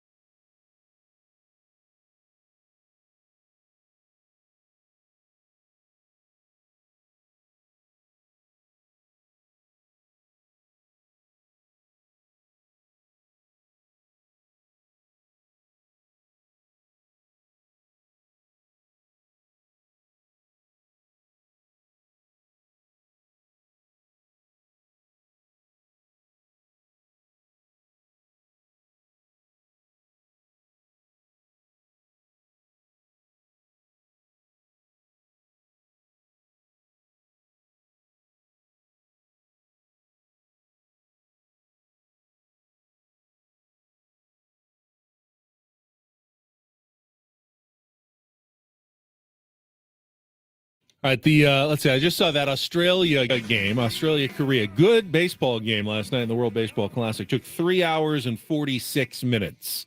I don't know that there has been a single spring training game that has gone anywhere close to that long so far with the new pitch clock rules in effect in Major League Baseball. But I thought Paulie said he just saw some info from Jeff Passan about how it is going now that we have a bit more of a sample size. I know the first weekend they said, "Ooh, games are faster." Well, that's one weekend. Well, it's still now been only we're a couple weeks. But now yeah. we're 2 weeks into spring training games.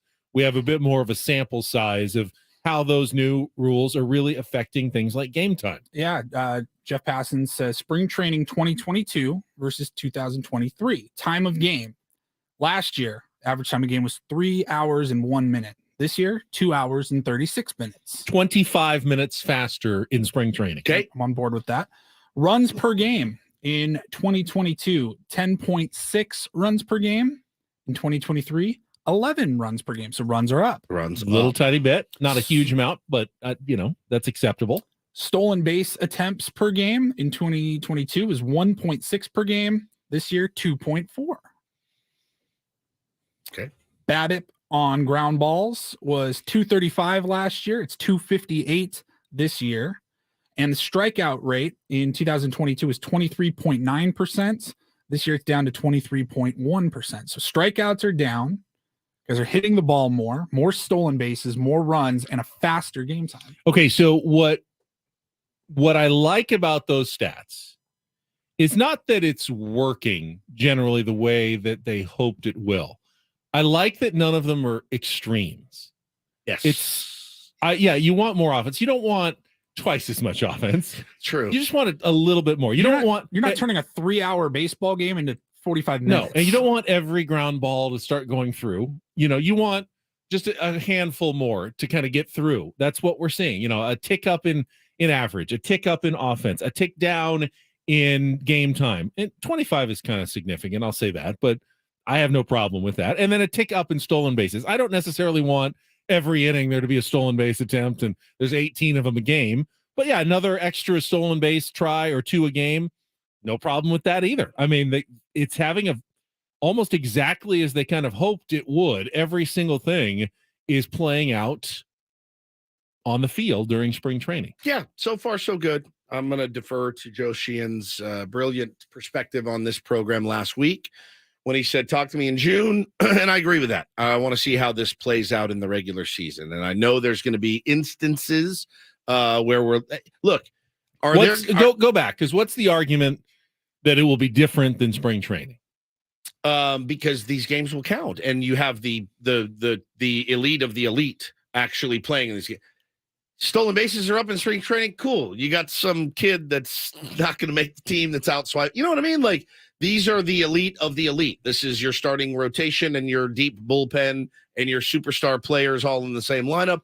Look, I think but how would it slow down with better players? Oh, I don't know. I don't know the answer to that. And in fact, I think what he's saying though is, let's see how it plays out for the first half of the season before we rush to judgment that it is inherently a great thing for baseball. I tend to agree that we're going to get used to it, but wait, if the Padres get banged because Austin Nola wasn't ready to look at the pitcher, his head wasn't turned at a 45-degree angle in time, and the game's over, I think we're going to be a little mad about some of the Is that on rules. the rules or is that on Austin Nola? I don't. It's a little bit of both, maybe. Again, it's umpire discretion. I can see in my mind us having conversations about things that hurt our baseball team that we like. I get it. And I'm sure there were basketball fans that were horrified when they put a shot clock in. Like, that's not basketball. There were probably, you should be able to dribble around as long as you want for 7 yeah. minutes and then take a shot. That's strategy. That no one would watch basketball. If that's what basketball looked like today. I already don't watch basketball. I can't. How could I watch? It'd be a nightmare. How could I watch negative basketball? It would be a nightmare if they didn't evolve with their rules, correct, with the changing demographic populace of what they want to see. And baseball is making what really are very minimal changes. Yeah. The game is essentially still and it almost exactly the same with a tiny bit of difference. Like I said, making a good effect. Inherently, I think I think we're all going to enjoy this game of ours that we love. Inherently, I do. After a while, again, it's like anything, you're going to get used to it.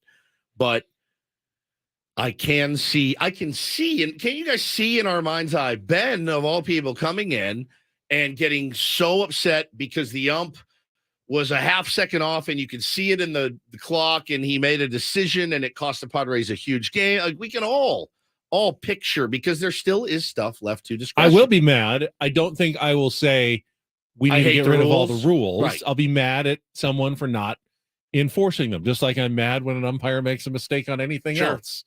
Just, when an umpire, that's true. When an umpire I'm always does mad, a bad, I'm always mad. does at a bad umpires. balk Nothing's gonna call, and I change. go, how did you? That shouldn't have been a balk. It's like you don't get rid of the balk rule because of it. True. Be better, It's a good umpire. point. It's a good Be point. better at enforcing the rules. Boy, that's asking a lot. Throwing more on their plate. Well, and was if they're maybe not, the we'll answer. stick Fred Van Vliet on them. Yes, that's what we need. But I think, again, I think all those in favor will come out with the numbers and say, I mean, this is going to be a great thing for baseball, and it very well may be. But like you just said, Ben, that game last night, 3 hours and 46 minutes, nobody needs 162 of those. Hey, by the way, just to let everybody know, even with this clock, there's going to be games this year that drag. Good. There's going to be games that take forever. Then there's going to be games that are fairly crisp, and you're like, game's over. I don't think anybody's going to be. I don't want upset every about game it. to be 346. I don't either. Yeah, but I don't want them all to be crisply played in 227 either. Me neither. I like a little variety. Give me a little variety. And that's the beauty of baseball. Paul said the other day he loves the NBA because he knows he can sit down at a certain time and he knows when it's going to be over unless there's overtime. I kind of disagree. I'm more of the, oh man, that was a quick ass game. I got my whole night ahead of me. Or, oh my But God, I want a quick game to be 230, not 250, Right. and I want a slow game to be 3 hours, not 330 or 340. Yeah. That's all fair. I'm saying. I think that's a really fair compromise. All right, we have some Dierks Bentley tickets to give away. Call now, be the fourth caller at 833-288-0973 and win a pair of tickets for the concert on August 18th at North Island Credit Union Amphitheater. Tickets go on sale March 24th at Ticketmaster.com, but win them now to see Dierks Bentley at NICU Amphitheater on August 18th, 833-288-0973, and we'll be back. Final segment of Ben and Woods on a Thursday. Don't go anywhere. San Diego's #1 sports station, 93 The Fan.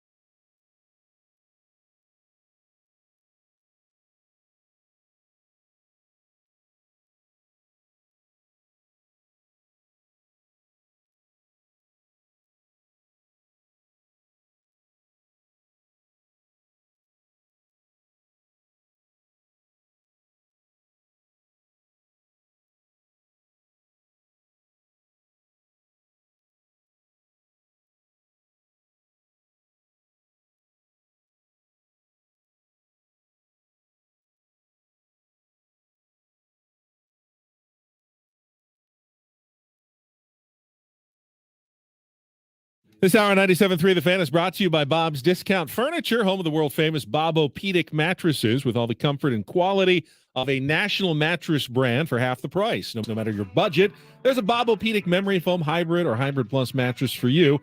Check them out at mybobs.com. We had some accusations of some flubbing going into that last break. Oh, yeah. I don't know. You did it We had again, some my accusations of flubbing.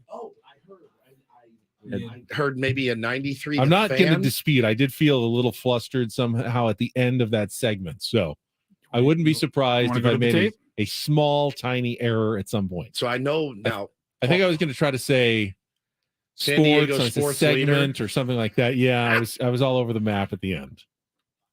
Here we go. Okay. Final segment of Ben and Woods on a Thursday. Don't go anywhere. San Diego's #1 sports station, 93 The Fan. Yes. So we now have. I was saying San Diego's #1 sports segment, and I meant station. San Diego's #1 sports station, 93 The Fan. Okay, so now we have Paulie. We have a 97.3 fan, and we have a 93. Ben and Woods back after checking traffic on 97.3 Fan. And San Diego's #1 sports station, 93 The Fan. so we have, all right, again, 93 Do you the think fan. at some point I can drop one word from all of it on 7.3 The Fan? 79.3. 97.3 The 93 The Fan. 97 The Fan.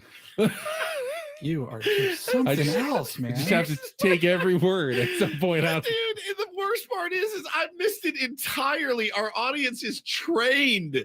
Jordan, I think, tweeted in. He goes, "Did I just hear 93 The Fan?" I'm San like, Diego's #1 sports station, 93 The Fan. I was within 4.3 of getting it right. You really were. That's within the margin. That's what we say is within the margin of error. Yeah, you're in the zone. Plus You or hit- minus you hit the- 4.3. You hit the green, but you're very far Yeah. from the hole. 93. 93 The Fan. To 93 go The the other Fan. direction, I could say 101.6 The Fan. Yep. I'm still within 4.3. No, Traffic on 97.3 Fan. Which one's better? I do love 97.3 fan. So This one, you the can hear him start to stumble, which I think just sets Yeah. the table sets the for a tone great for just- flush. I San gotta get Diego's this- #1 sports station, 93 The Fan. 93 The Fan is so good. Now, typically when you come from another station, and I know it's been a while, you say the old Oh, yeah. call letters. Yeah, That's- you have to train yourself. Here we to- are in the mighty 97.3 The Fan. I'm sure we did that. I'm positive that one of us did at least. It's not San Diego Sports Leader. It's We're in San Diego's Number #1 one I think sports Ben station. gave, I think Ben gave the wrong phone number a couple of times. Yeah. I think that Do happened. you remember the old one? Oh, do I? I do. 7 888-45. No. You remember it? I don't. 7 8. It was there was with two numbers, and one was 457, and the other one was 7. So back 792. Back in the day, radio stations would have a local number and then an 800 number for different callers because, we used to have phone plans that it mattered, like Right. where you were calling. Now it's irrelevant, right? Does anyone still have on their long distance charges? Do they still do that? I don't even use a home phone anymore. Are there still such a thing as long distance charges? I haven't had a landline, dude. Like if you call your aunt in New Jersey, well, we got to keep this call short because, the long distance charges are racking up. No, but I do remember having to have a calling card my whole life because my dad was like, "Don't call me collect," and you have a calling card, so you just burn through your minutes. My mom would call. I put $100 on your calling card, so call home every now and then. So no, I don't know. I don't know of a single human being with a landline. Do you? Do your parents have a landline? I don't even know if they still have one. I don't think I my haven't parents do. called it in years if they do. Yeah, I still remember the number though. Oh, sure. For my parents. Just say it on the air. All right, I'll just pass on that. I still know my own. I technically still have a landline at home. I think You do. Well, I don't have a phone hooked up to it. Oh, but there's a number you pay that's for it, associated with. then you're paying for it. Well, it's all bundled with the cable. Yeah, but and you the- can take and it the- off. I I believe. bet it doesn't save you any money. I don't think so. All right. 93 the fan. So good. Got an update on the Players Championship is underway for the golf fans out there. That's the one with the island green. Biggest prize in the history of PGA Tour golf. 20 this week. mil? I bet you didn't know that. $25 million 25 mil. purse with a $4.5 million winner's check. More than any Masters or U.S. Open or ever in the history of golf. Biggest payday coming up this weekend. I'll give you the early leaderboard update after this check of traffic on 97.3 The Fan. The Fan. From the premier Kia of Carlsbad Traffic Center, part of the Premier Auto family, here's Kelly Tannick. Two hot spots wrapping up our morning drive, guys. One of them is southbound side of the 15 past Via Rancho Parkway. Two left lanes are blocked, and a crash involving a motorcycle on the northbound side of the 805 near Balboa. This one's got middle lanes blocked, very slow all the way from University. If you normally take North 805 to get to the Golden Triangle, consider taking northbound 5 instead. Just seeing a few brake lights from Washington Street up toward the 8. After that, you are looking good. I'm Kelly Danick with Ben & Woods, San Diego's #1 sports station, 97.3 The Fan. All right, Morning Wave wrapping up their first round of the Players' Championship in a good opening round for Colin Morikawa. He's playing the 9th hole, which is his 18th of the day. He is 7 under par and a solo leader at the Players' Championship, 1 shot ahead of Chad Ramey and 2 ahead of Taylor Pendrith and Adam Svensson. As for some of the other big names, go down to Scotty Scheffler at 3 under. John Rahm is at 1 under par along with Patrick Cantlay. And then Rory McIlroy did not have a good day. I'm scanning down how far to go. He's been playing good lately, but 3 over through 17 holes for Rory McIlroy. How's the weather? Much better than last year. Last year was windy and ball. They had that island. They had that island green. I remember just you looked like you were hitting one right at the pin, and it ended up 40 yards out into the water. Sunnier and much better weather this year for the Players' Championship with the $25 million purse this week. Definitely going to watch some of that today. I saw our friends at the Fire Pit Collective, Alan Shipnuck, was writing, and while players are very excited about, especially the top players, about all this extra money that they're paying out, they're not exactly keeping the sponsors all that happy, in terms of where is all this money going to be coming from? They're trying to keep up with LIV, but they don't have the Saudi Arabian government backing them. They need to get money from sponsors like, Farmers Insurance and Honda, and they can't just say, oh yeah, by the way, you want to sponsor this tournament, we need another $10 million to increase the purse. That typically is tough when it's a tough sell in this economy. Yeah. They're already like, what am I getting for my extra 10 million? Nothing else. We're just paying the players a lot more. So they don't go to LIV. Well, isn't that more of your problem than my problem? Right. And then you've got these events that are elevated, but then there's the non-elevated events, which the fields aren't as good, and the sponsors for those tournaments aren't as happy anymore. I mean, Farmers had a good field this year, but if it continues to be a non-elevated event, how long is it before, some of the top players start skipping and going, yeah, I'd love to play, but I'm already playing the elevated event the week before and the elevated event the week after. I need a break somewhere. So sorry, Torrey Pines, I can't come this year. And then what is Farmers going to do? Is go, well, we're not getting the best players anymore, and you want us to pay more money, not less. So the sponsors aren't exactly all that pleased with the PGA Tour right now. It doesn't bode well for the PGA in the long run. And what I think they're praying and hoping is that, because I don't think LIV's going to run out of money, but you're just hoping that it somehow folds. And the biggest question to ask is money all you need to keep a league alive?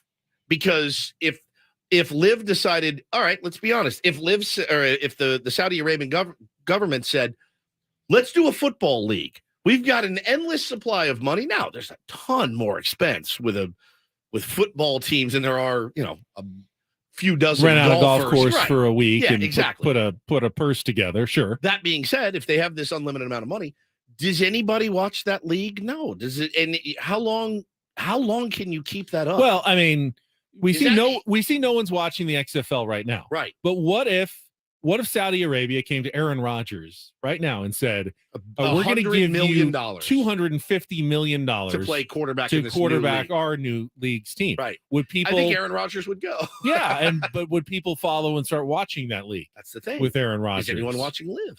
You know, I mean, that's kind of the Live equivalent. They're stealing some of the older, better name, bigger names from the past, not necessarily in their prime. Is money and overpaying them to do it? Is money truly all you need to keep something afloat? Is that all you need? Do you mean? Well, if Saudi Arabia says we will continue to pay, why would anyone? I mean, they've already decided to go. They're not going to leave now. Right. If you're going to keep the checks, keep cashing. They don't care that no one's watching. I mean, will they? They don't care. There's well, no maybe a couple of competition. guys eventually get tired of no one watching, and maybe no one. This feels like I'm making a ton of money, but no one cares if I win. No one's watching. There's no prestige. There's no history to any of these things. It's not getting me ready for the majors. I don't feel that. Maybe there's a couple of guys who will get tired of the whole Live scene, but as long as the money's flowing, I don't see it going anywhere. Very interesting. And maybe, maybe Liv's hoping, if we spend enough, maybe we can bury the PGA Tour and get rid of them. Does anyone really want that, though? I know. No, I don't think so. No, I don't either. I think even the guys who are making a ton of money, if they said, yeah, you won, Live, great, with the PGA Tour has gone bankrupt, and now all these guys are going to have to go over to Live. Congratulations. Is that better for their sport, or do they consider that a win? Or do they realize, well, we had an amazing thing that people loved, and we have wrecked it. It certainly totally wrecked it. It certainly has made golf pretty fascinating, to watch these two leagues go head to head. But I guess I didn't really think about that, man, with the sponsors and all that. I mean, it's tough. Go to ask somebody, hey, I know you've paid X for this. I need X plus 10 million. Yeah. Cool. Yeah. The top players in the world are pretty happy that the paychecks are up, and they've these no-cut events now that they're going to have next year. Hey, we don't even have to play that well to make money. But guess who's not that happy? The non-top 50 players in the world. So, now I'm not even eligible for these big money events. Harder to get into them. The old school mentality is cool. Play better, and that's true. And that's kind of the your opportunity. Oh, you don't like it? Play better. Play better and get in the top 50, and then you can have the spoils. And, to the victor and goes as the long spoils. as that is the case, as long as you feel like the guys who are playing the best always have a chance to get in, then it's probably fair. Yeah. Now, if at some point, a top player has just a miserable 2 years, but they're still going because, hey, inertia and they got into all these events, then they might have a problem on their hands. Sure. Xander Schauffele said it yesterday. He said, I think it's good, but I don't really know until we play it out a couple of years. No doubt. Is it fair? Is it working the way? Are people having an opportunity to play their way in? I don't know yet. I mean, it seems like a good idea, but I think he had a very wise, just like you have with the pitch clock and the new rules. I kind of want to wait it we out. don't really know until we've played it out for a while. I kind of want to wait it out. You can't just make a judgment after a day or two and say, great idea, we fixed all of our problems. You have to see how it plays out in real life. No question about it. No question about it. I'm definitely going to watch some of that when I get home. All right, Padres Guardians, 12:05 today from Goodyear, Arizona. Michael Wacha on the mound for the Padres. I'm not sure what other pitchers are heading down. It said Goodyear. Suarez will throw and Hader will throw. Oh, okay, so we'll get some of the top bullpen arms today as well. Fernando Tatis Jr. is leading off as the designated hitter. I have one hit, over a half a hit in our matchup. Yeah, I was forced. You got forced to the over. I cannot root for that. Yeah, I will. It's $10. I will gladly lose. I'd pay $10 a hit for Fernando Tatis Jr. this season. That could get expensive. At some point. That's the goal. You hope. I'm happy to shell out a ton of money to see this kid get a bunch of knocks. But I think I'm with you. I think the cold 0 for 13 skid ends today, and I'm going to even go as far as to say, first AB gets it out of the way. Okay.